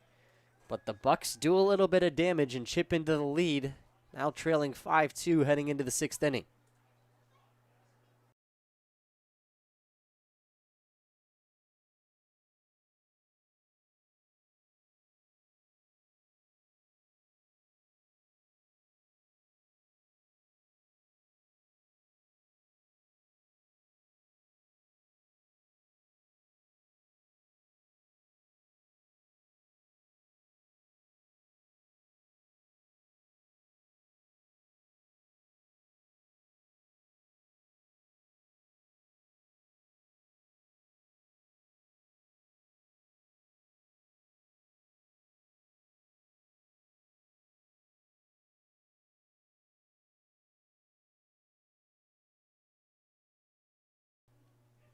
Humphries back out there for the start of the 6th inning. First delivery is hit right over the head of shortstop Camden Lanfear, as Blases hits a single into left field before I can even introduce him. It's the first pitch, single. Just the first hit, though, that Humphries has given up in 3 innings of work. Humphries has had a lot of low pitch at bats. That one, as short as it gets with one pitch, unfortunately doesn't get the out result he wants. In his first offering, Devon Coleman, the leadoff man, misses for ball 1. Coleman is 0 for 3 with a pop out, a fielder's choice, and a ground out to his shortstop. That offering also misses down low for ball 2. Sizz spent his freshman year at Cal State Northridge. Didn't play, though. He's played in 5 games for the Glacier Pilots. Has just one stolen base, but is a speedy guy. As Humphries, well aware of that, throws back to first to keep him from getting any ideas. 2-0 pitch is a bunt attempt that goes right back to the pitcher. Umphris only has to play at first. And the call is safe. Coleman is able to beat out the throw. And the sac bunt turns into a bunt single for Coleman. Now batting for the Anchorage Pilots, right fielder number 14, Cooper Kunis. So it's 2 runners on with nobody out for Cooper Kunis, who is 1 for 2 with a walk, a double, and a fly out. Corner infielders pinching in for a potential sac bunt attempt, but Kunis is swinging away and fouls the first pitch he sees behind home plate.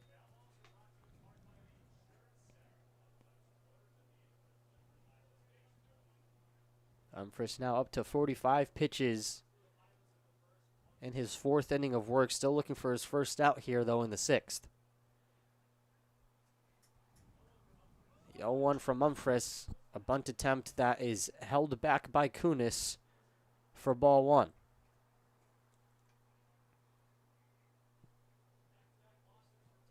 If the bunt attempt is laid down, Miller will obviously try to rush in and keep the runner at second. Landford at shortstop will probably try to cover third as the bunt attempt here is laid down successfully. Umphris is the only one with the play. His throw is not in time. It's back-to-back bunt singles for the Pilots, and they've loaded the bases with nobody out.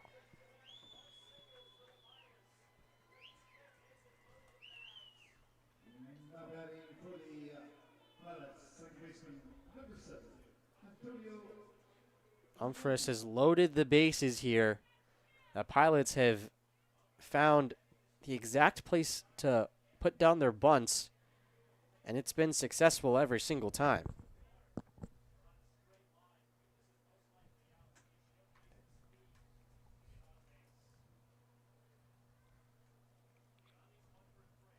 Here comes the first pitch to Antonio Gianni. That is an off-speed pitch that lands in there for strike 1.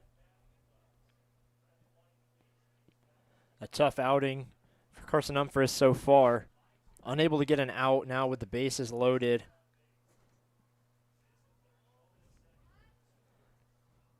Comes, sets, and delivers. Slider misses in the dirt. That'll even up the count at 1 apiece. Umphris had a strong first 3 innings, is now in danger of giving up his first run here.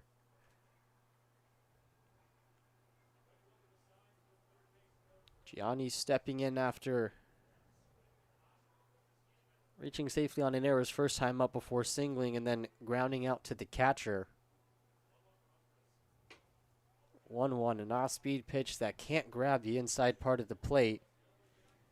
Moves Gianni ahead in the count 2-1.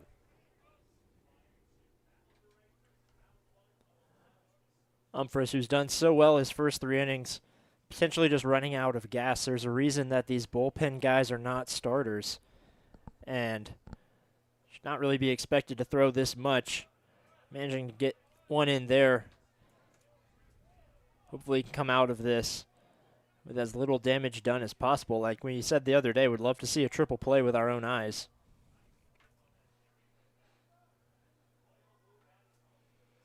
Has to take it 1 batter at a time, though, as he's 1 strike away from soothing some of those nerves. 2-2 is hit right up to the second baseman, Leach. He gets the throw to first in time. Excuse me, the throw to second is in time as well as the throw to first, and it's a double play. Though it scores a run, that might have been one of the best possible scenarios. It's now the Pilots lead 6-2. Yeah, like you said, one of the best scenarios. Most teams will trade that run for the 2 outs.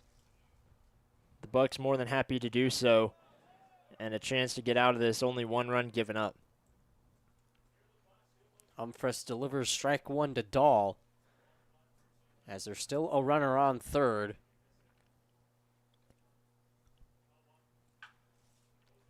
Dahl fouls that one along the third baseline for a quick strike 2.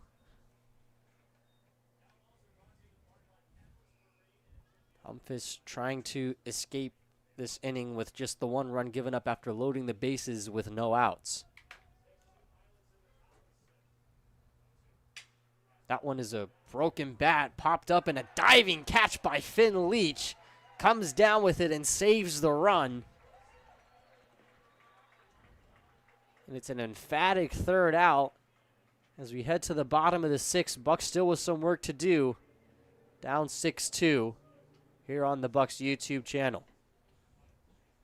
Ladies and gentlemen, some of our fine sponsors.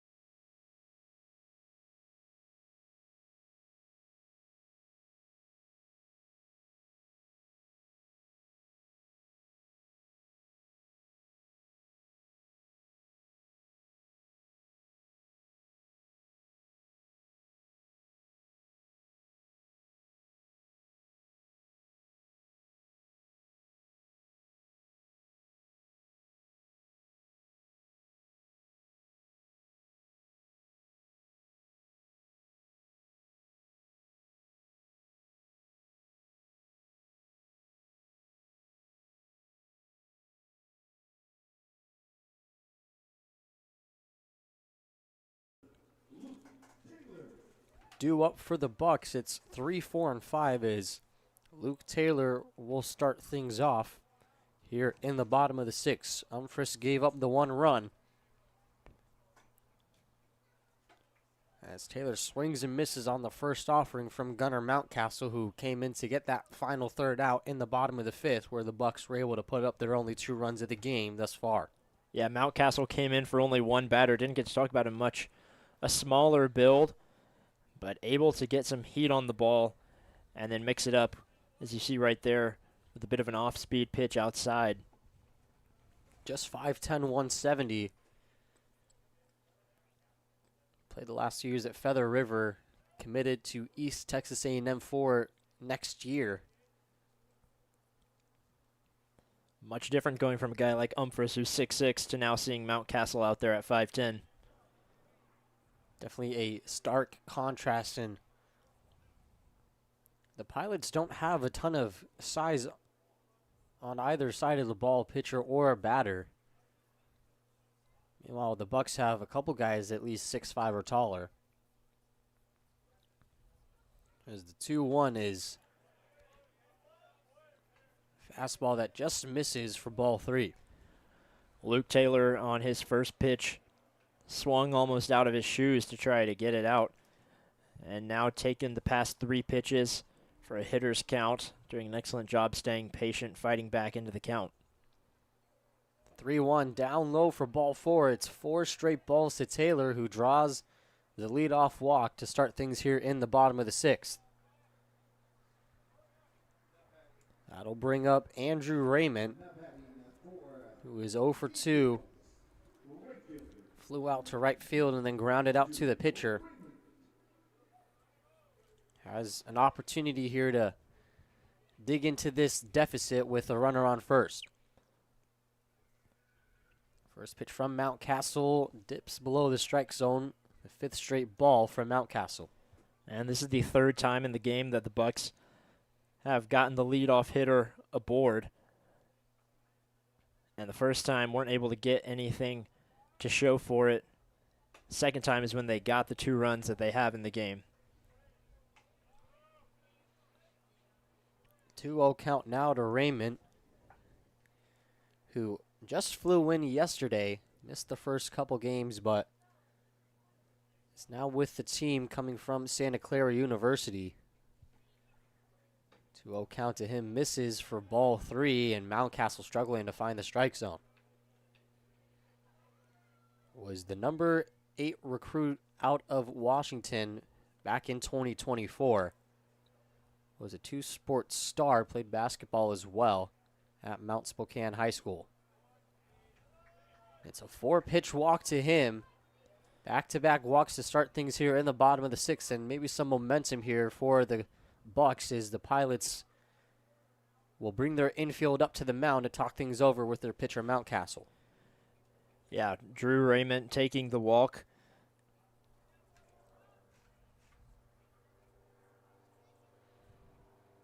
That'll bring up Camden Lanphier. Washington native has singled and popped out his first 2 times up to the plate. Has been one of the more consistent hitters in this lineup.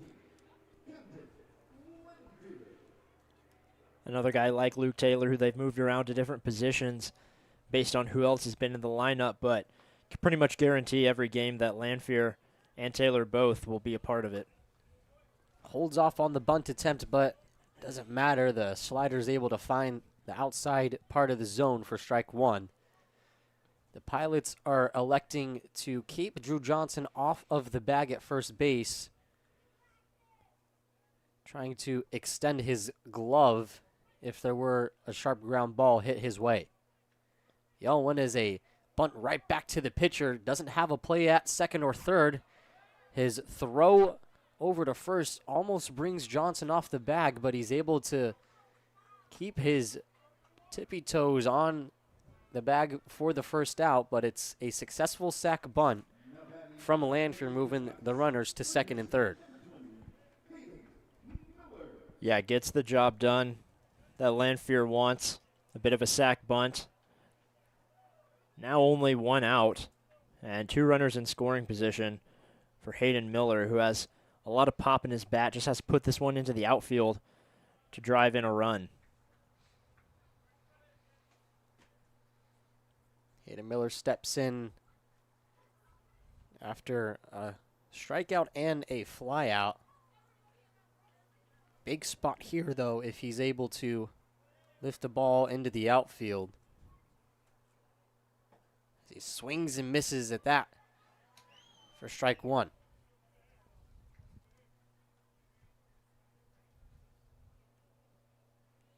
Miller has shown off the power that he has. One of his first at-bats of the season was a home run over the left field wall. 0-1 to him, misses inside to even up the count at for ball 2. That'll give him a 2-1 hitter's count. And with Mountcastle giving up 2 walks already this inning, likely that Hayden Miller saw that from the dugout and decided to take a little bit more of a conservative approach here. Now taking 2 balls, only 1 strike. 2-1 is hit well into left field.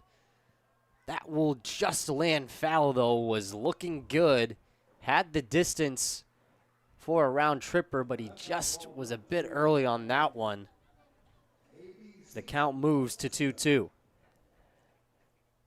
It sounded really good. Sounded very clean coming off the bat.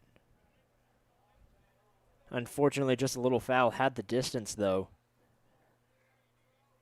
I've heard some MLB players say that once you get that foul home run, it gets into your head and not really able to hit it again.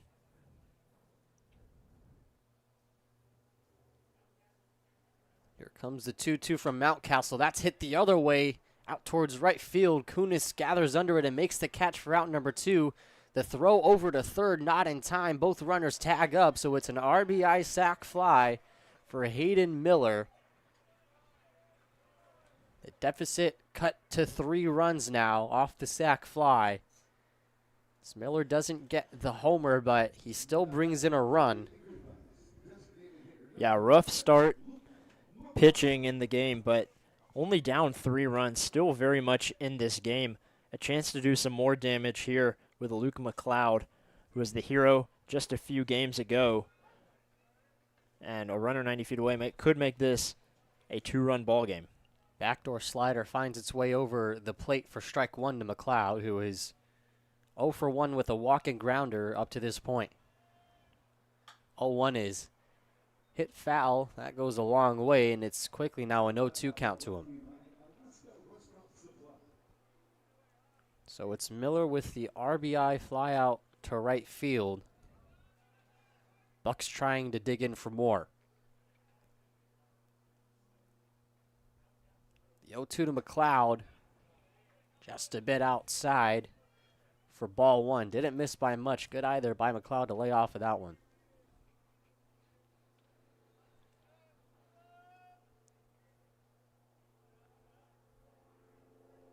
Now Castle comes set and delivers.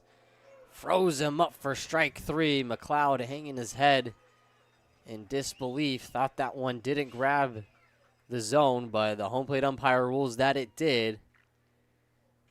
So the runner stays stranded at third. Raymond not able to be brought home. And it remains a 3-run game heading into the 7th inning.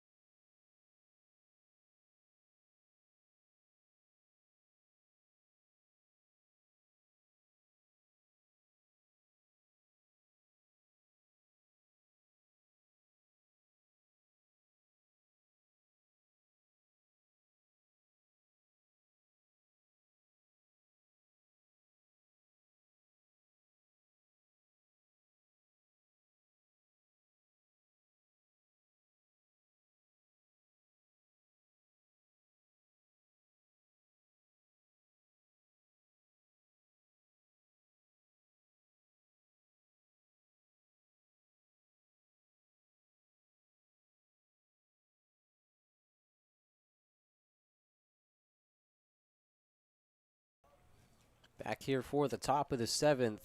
Carson Umphris remains on the mound as he'll face off against Braden Horn for the second time as he pops that one up into shallow left field off the glove of Lanfear. He can't make the play.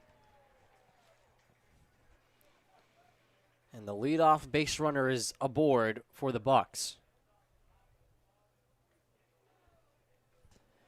Lanfear just almost had it, bounced right off his glove. And a tough scenario. Carson Umphris still out there, has to be obviously, a little annoyed that Lanfear not able to grab that one, but certainly not Lanfear's fault. It was a hard play to make. Fastball from Umphris to Johnson is chest high for ball 1. Yeah, certainly a tough play. If he was able to make it, would have been a great play, but was unable to. Is the off-speed pitch able to drop in there in the lower part of the zone for strike 1. This is Umphras's 4th inning out there on the mound. Sometimes you see MLB teams who will put in a reliever for the first inning to go ahead and throw some speed. This is 5th inning, excuse me. That one's lined into center field. Dara ranging and is able to make the play for out number 1, and he had to cover a lot of ground for that one. Got a great jump on the ball to keep the runner at first. Yeah, but that tactic of putting the reliever in, not really used here. It's just more that Umphris had a fresh arm and came out his first several innings hot. Now still out there getting work done, getting the first out. in the top of the 7th. With how much the Bucs had to dig into their bullpen yesterday, they wanted to try to find somebody that would eat some innings today, and Umphris seems to be that guy as he drops a slider in there for strike one. They threw 6 pitchers yesterday. It's the second straight day that their starting pitcher is unable to make it to the second inning. As the 0-1 is popped up into shallow center field, Dara takes a couple steps in and makes the catch for out number 2. And we'll see if this does impact where they put Umphris in the lineup from here on out. He might be put in as a starter, but there are some guys who are just natural relievers. Some guys are natural starters. It doesn't always work that you can just move them around wherever you want. And outside of last inning, he's had a really strong outing here. Hard to blame him, though, with how greatly placed those bunts were. Is the first pitch to Dodson is hit down the left field line. That'll go fair. Coming into third base is Horn, and Dodson has a 2-out double on the first pitch that he sees.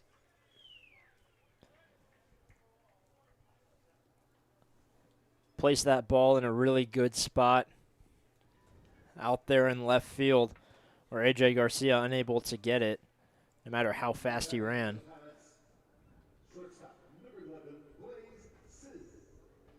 Now Blaze Sizz steps in after he singled his last time up in the 6th inning.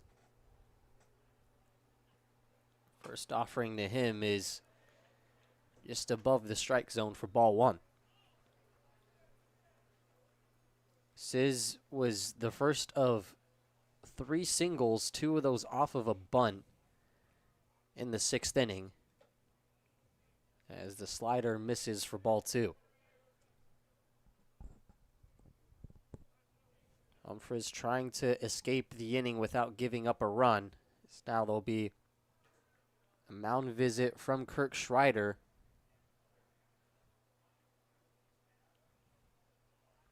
Doesn't seem to be any action in the bullpen yet. So now we'll see one of the pitchers get up and moving.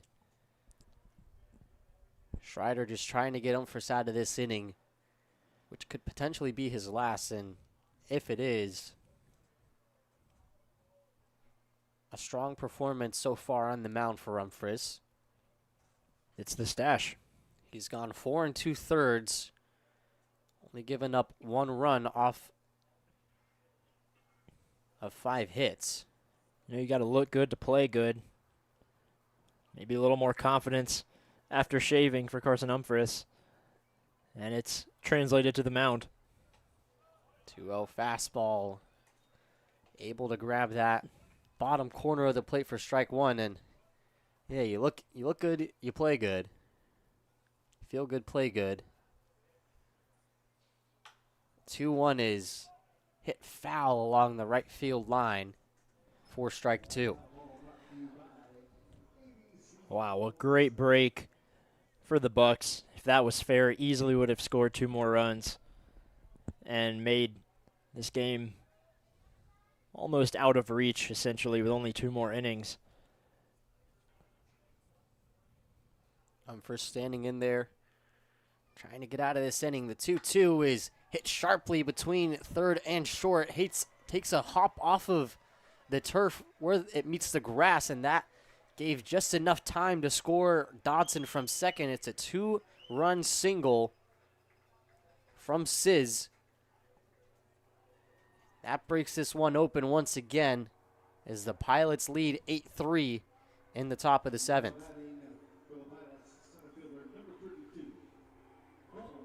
That's just a tough break for the Bucs. It was hit very quickly, so it looked like only 1 run would be scored, but there is a gap between the regular grass in the outfield and the turf infield, and it hit that lip perfectly. As this one's popped up and it'll land foul and out of play by Vaughn Coleman. And also well done by Sizz after putting that first ball foul as he was a little late on it, timing up that last pitch really well, putting it between Miller and Lamphere and getting the 2 runs they needed. Makes it a 5-run lead. Fastball on the 0-1, just above the lettering for ball one. That'll even up the count. 1-1 from Mumford is fouled right above us and out of play. That lands in the parking lot of the apartment complex right across the street. We've gifted them a few baseballs the past few days. As a little girl standing right by there just Watch out, little comes girl. right off of the steps and grabs it. That one's hit up the middle. Second baseman Leach is able to field it. His throw to first is in time, picked out of the dirt by Luke Taylor. The Bucs get out of the inning, but not before the 2-run single from Blaze Sizz. It's now all of their work put in the 5th and 6th. Becomes a lot more harder to come back from. They trail by 5 runs heading into the 7th inning stretch.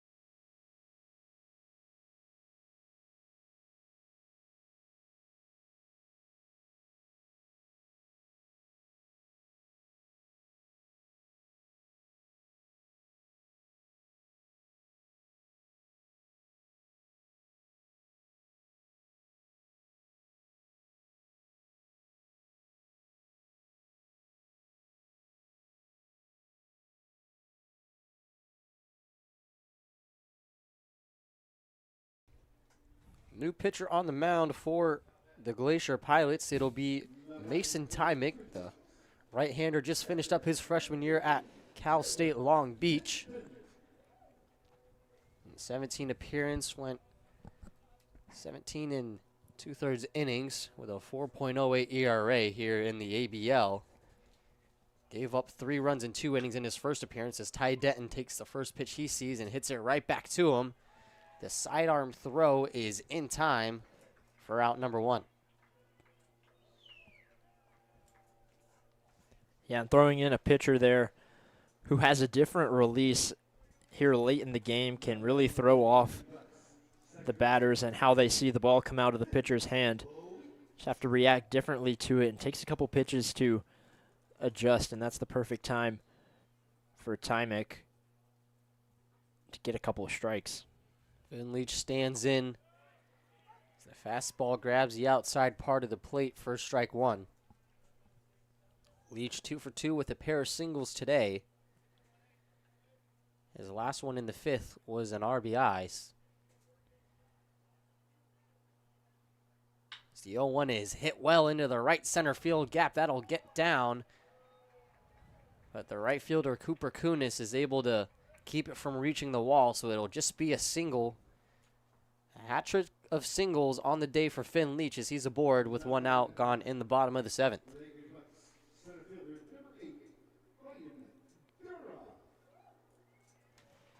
Yeah, and that's perfect position now for Dara to come up. Struggled a little bit offensively today. He reached on a fielder's choice in the 5th inning. That's his only time aboard. Leach has not advanced past first because each time he's been aboard, Dara has grounded up the middle. Beat out the throw last time, did not the first time. Hoping for a different result here as he takes strike one.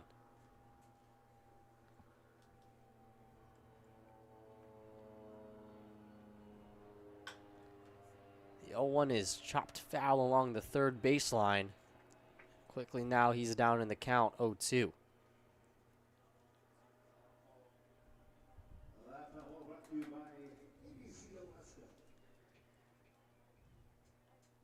Tymick out of Torrance, California, stands at 6'3" on the mound, one of the taller players for the Pilots. Quick throw over to first to keep Leach there. He dives back in time. And they say that that sidearm release is a little more natural of a motion for the arm. Might save a little bit from Tommy John or other shoulder or elbow injuries later on down the line. 1-2 check swing, and Dara went.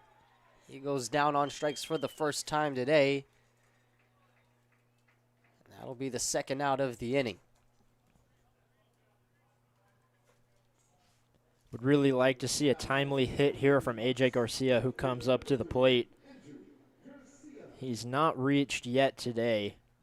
He's had a tough go-around in the past two games. Did not reach safely yesterday either. As the first pitch he sees is fouled away for strike one. Garcia, one of two players from Bradley on this team. Also one of two players to hit a home run on this team. Him and Hayden Miller, the only pair to do so.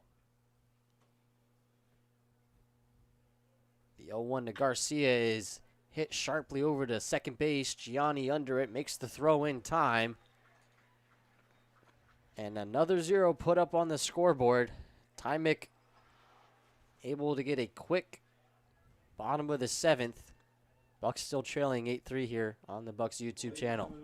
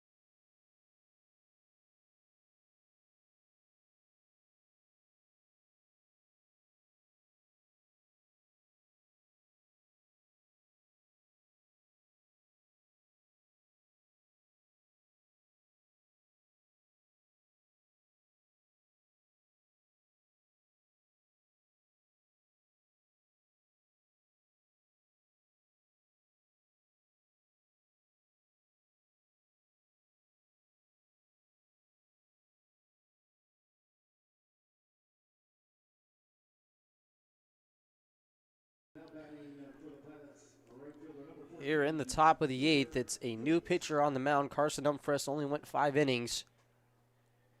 As now Andrew Haberman takes the mound to start the top of the eighth as Cooper Kunis hits the first pitch he sees. It's gloved by Leach, who doesn't even transfer it, just throws it right out of his glove to Taylor for a stylish first out.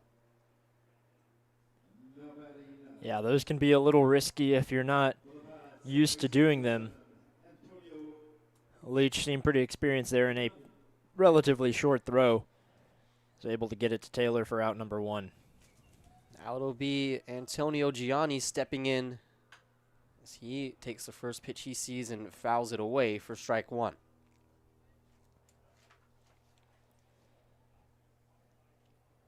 Haberman, a new guy to the team from Santa Clara University, came in yesterday, pitched 1 inning in the 9th, had a pretty good outing.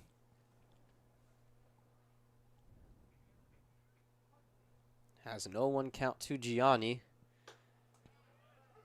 Now a 0-2 count after that pitch is able to land in the strike zone. It's funny last night seeing Haberman and Raymond, who had just came in, as they were learning all the things we have learned about Alaska in the past week, such as the sun going down at 11:30. Also got to experience their first moose sighting this morning. Yes. Right outside of our bunkhouse. The moose got curious about what was inside the dumpster. And 2 little baby moose with it. It's the only time I've been glad to be somebody that sleeps in.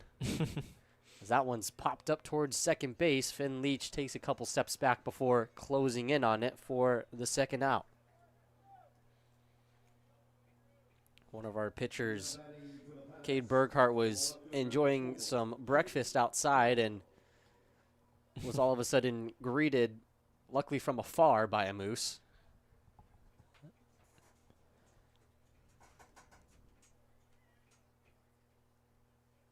First offering to Jake Dahl is hit well out to right field. Raymond gathers under it and makes the play for the third out. So it's a 1-2-3 inning from Haberman. The Bucs running out of time down to their last 6 outs, trailing 8-3.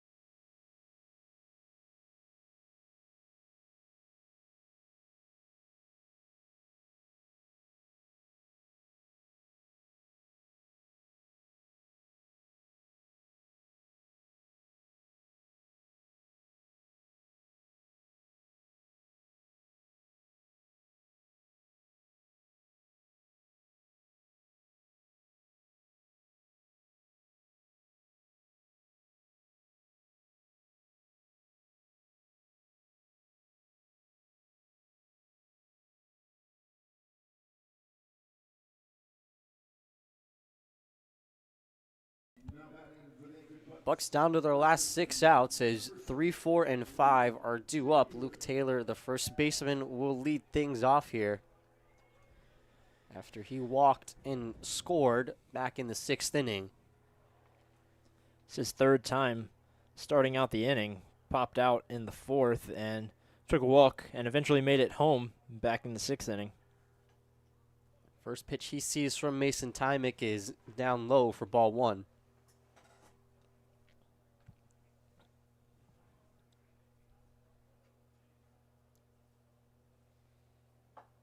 Check swing on the 1-0 goes around. That'll even up the count at 1-1.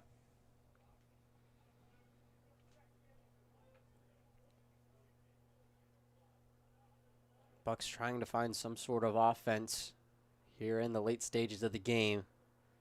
Just reached a standstill as Taylor watches strike 2 fly by. After winning one of their games,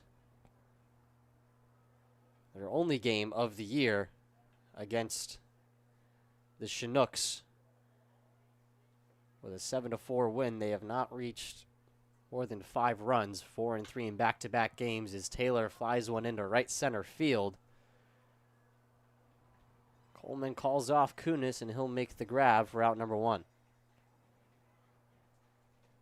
Pretty patient at bat and decent contact from Taylor, who has found contact all game.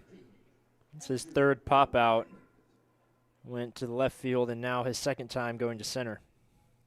Now it'll be Andrew Raymond, the right fielder, stepping in. Had a Strong start to his summer yesterday after started in his first game and hit 3 singles, but has only reached base safely off of a walk here so far today.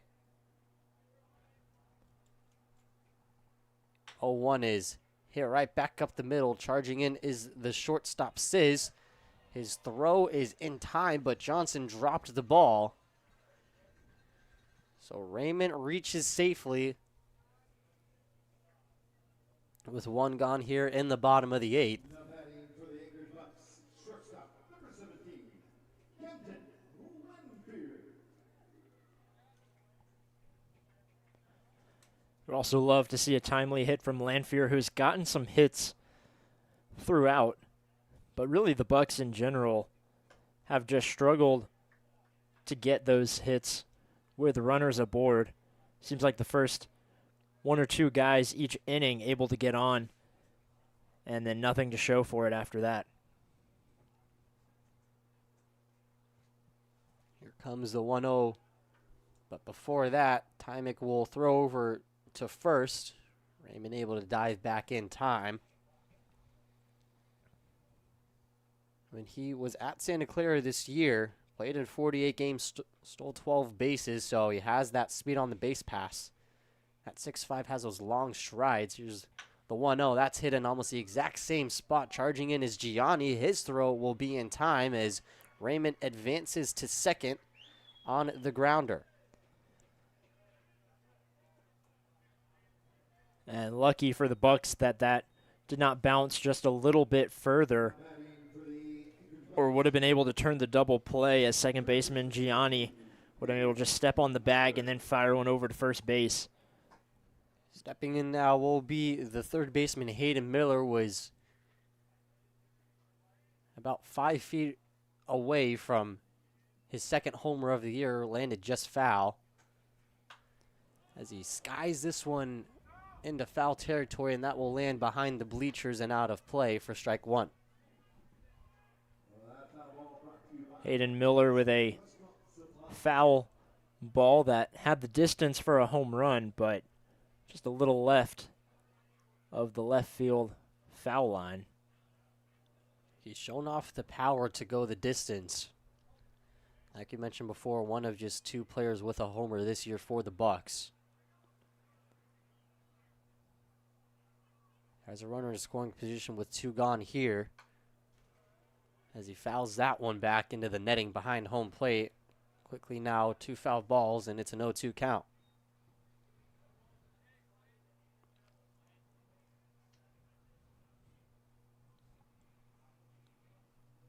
We'll see what kind of pitch Tymick wants to throw, if he wants to stay aggressive with an 0-2 count or go maybe outside to try to get Miller to chase. The 0-2 is way outside, and that goes all the way to the backstop. And Raymond with a free 90 feet, standing at third base after the wild pitch. A sidearm delivery from Tymick went too far wide, trying to get Miller to chase out of the zone. That'll move the count to 1-2. Righty on righty matchup with Miller. And he swings and misses on the slider. Started in the zone and ended outside as Miller goes down on strikes for the second time today. That'll strand the runner on third. The Bucs remain down 8-3 heading into the 9th.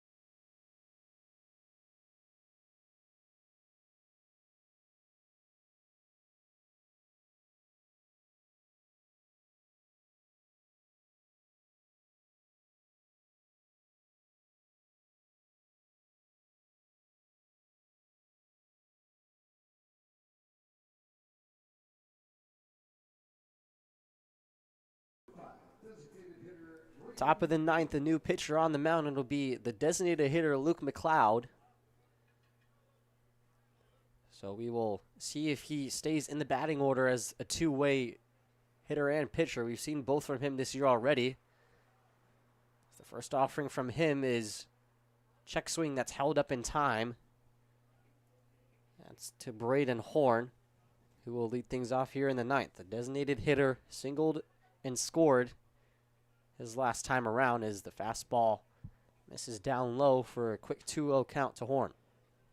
That was his second single of the game, so getting a lot of efficiency out of that DH spot. Have him also a little low in the fifth. Not terribly unheard of, but two teams with designated hitters that are a little lower in the lineup than you might typically see. Swung on and missed by Horn. We haven't seen a whole lot of that. The last time we saw a strikeout from the Pilots came way back in the third inning. That one is fouled back and out of play for strike two. They've only struck out twice. They put almost every single ball in play.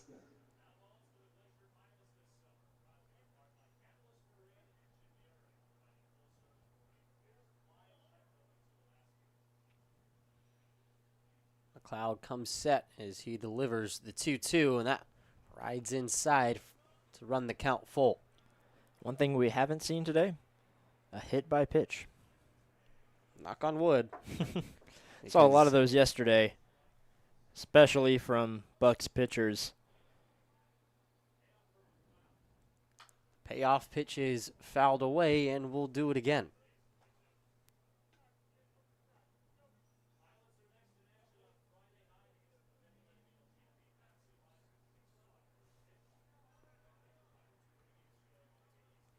Horn, the leadoff batter, battling against McLeod. Is that one in there for strike three? Grab the inside part of the plate, and it's one down here to begin things in the ninth inning. Yeah, huge out from McLeod, able to go ahead and find this strike zone and paint the black. Now Drew Johnson steps in. Has drawn 3 walks and has flown out to center field as he takes a swing at the first pitch. He sees that going out to deep left field. Garcia ranging back right in front of the warning track and makes the catch for a quick out number 2. That being another one that is just about 5 feet from going over the wall for a home run. Wonder if he had a metal bat, how much further that would have been able to go. There's a soccer game going on just over in the left field. Yeah, the goalie might better watch out. Yeah. Somebody give her some warning, especially with a right-handed batter in Cortinas at the plate. First pitch is hit right up the middle. Shortstop Lanfear can't get to it, so it's a immediate 2-out single up the middle to center field for Cortinas to keep the inning alive. Cortinas hit a double in the 7th, now his second straight hit for a single. Or excuse me, he popped out. It's Dodson who had the double back in the 7th. Solid 2 for 4 outing with a double and a single so far. Swings and misses at the first pitch for strike 1. Pilots not taking their foot off the gas pedal, trying to tack on more. Already up 8-3 here in the top of the 9th. Scored half of their runs in the first inning. 0-1 is a slider that started over the plate and stayed there for strike 2. And McLeod, very good pitcher, had a good outing in the Bucs' only win this season with pitched 2 1/3 and hit the game-winning RBI. It's a swing and miss there. The throw to first is in time, so he strands the runner at first and doesn't let the Pilots add any injury to effort. As the Bucs are down to their last 3 outs,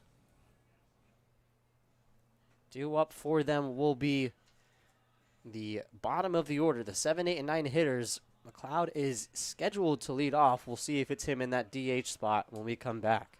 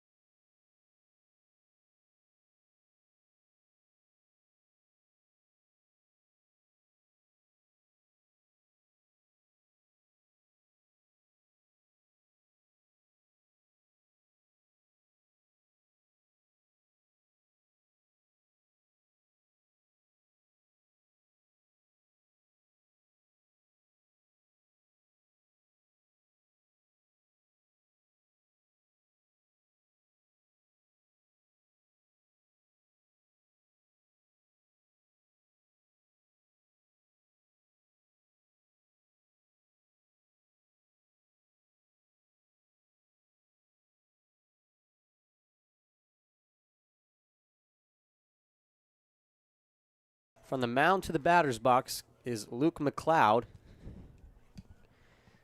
Steps up to the plate with the Bucs down to their last 3 outs. As he watches a first pitch strike from Mason Tymick land right over the plate. Bucs down 5 runs. We'll need a huge rally here to keep the game going or win it. As that one hits McLeod square in the back, and a leadoff runner is a leadoff runner. The first hit by pitch in today's game. Looks like a little bit of an announcer's jinx from earlier when I mentioned that there had not been one in today's game.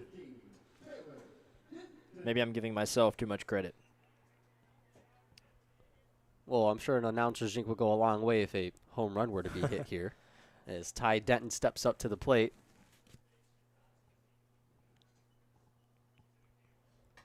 First offering is a fastball outside for ball 1 that Cortinas is able to avoid going to the backstop and keeps McLeod at first base. We also haven't seen a pinch hitter in today's game, which we saw a lot of yesterday, especially from the Bucs and in the 9th inning. Carver came in. He pitched in the first inning, so likely won't see him. Obviously, the circumstances not too far off, as today the Bucs have a 5-run deficit heading into the 9th, as they did yesterday. But they choose not to empty out the bench just yet. 1-1 is hit sharply past a diving Dodson as the first 2 base runners on to start here in the 9th. Excellent hit from Ty Denton. Great effort from third baseman Ryan Dodson to try and get that. Unfortunately, just outside his reach. And fortunately for the Bucs, runners on first and second with no outs in the bottom of the 9th. That'll bring up Finn Leach, who is 3 for 3 with 3 singles. Here, and an opportunity to continue the offensive output for the Bucs here in the 9th. Doesn't get a chance to there as he lays off the first pitch for ball 1.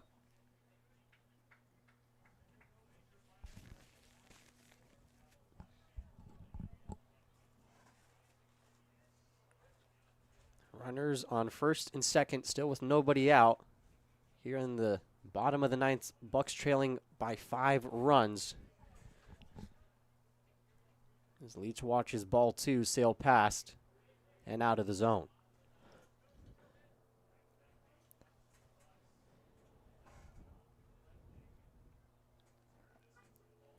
Infielders for the Pilots playing straight up. Drew Johnson not on first base. Finn Leach takes strike 1.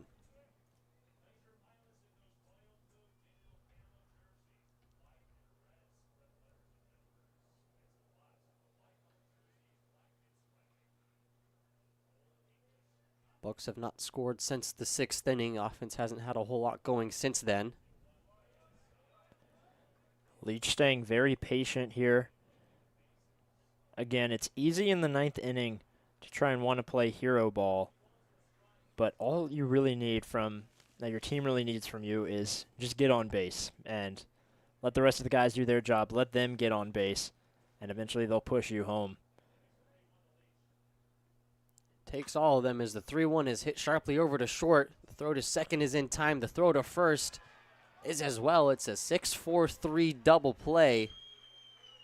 McLeod advances to third. Denton is out. And very quickly, the Bucs are down to their last out here in the 9th. There's been more double plays turned against the Bucs today than we've seen all season, including one from Ryan Dara in the 3rd inning, as he steps up to the plate now as the last effort for the Bucs. Dara 0 for 3 has grounded out twice, struck out, and hit it into a fielder's choice as he takes strike 1.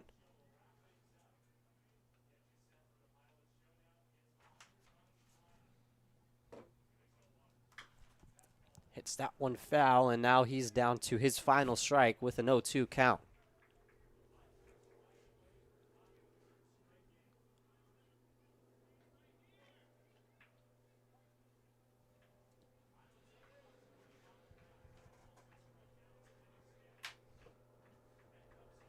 Tymick delivers the 0-2. That is upstairs for ball one. Dara stays alive.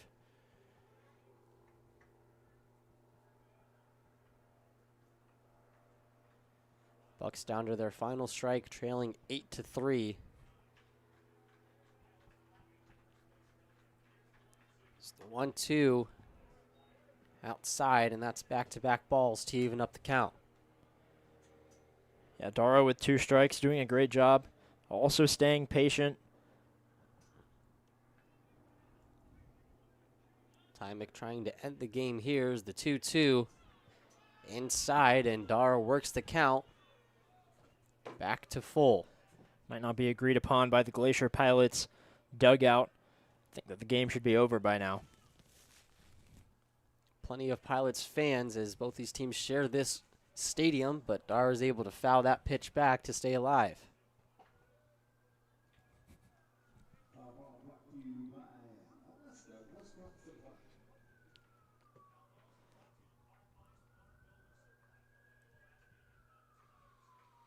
Here comes the payoff pitch, swung on and missed for strike 3. And that'll do it here at Mulcahy Stadium. These teams will see each other 11 times throughout this summer, and the Glacier Pilots take the first game 8-3. And an unfortunate 3-game losing streak now for the Bucs as they continue what has been a tough season both offensively and from the pitching mound. Wondering if might see different lineup in the coming days. They've managed to tack on a few in the middle to late innings. Unfortunately, it's just been that first inning pitching they haven't been able to quite come back from, as they gave up 4 in the first inning today, 5 in the first inning yesterday, and we're never quite able to overcome that number in general, let alone in the game. Just 5 games into the season, but still some questions left to be answered as they fall to 1-4 on the season, while the Glacier Pilots advance to 3-5. That'll do it here, as the last time we will be in this stadium will not be until June 20th, Tuesday through Friday. The Bucs head onto the road to play the Peninsula Oilers for 4 straight days. Is the 3rd game of an 8 straight day streak with a game in it. Ends in a loss by the score of 8-3. That'll do it here. I'm Jake Sloan, joined by Ren Grimsley. We thank you for tuning in. Until tomorrow.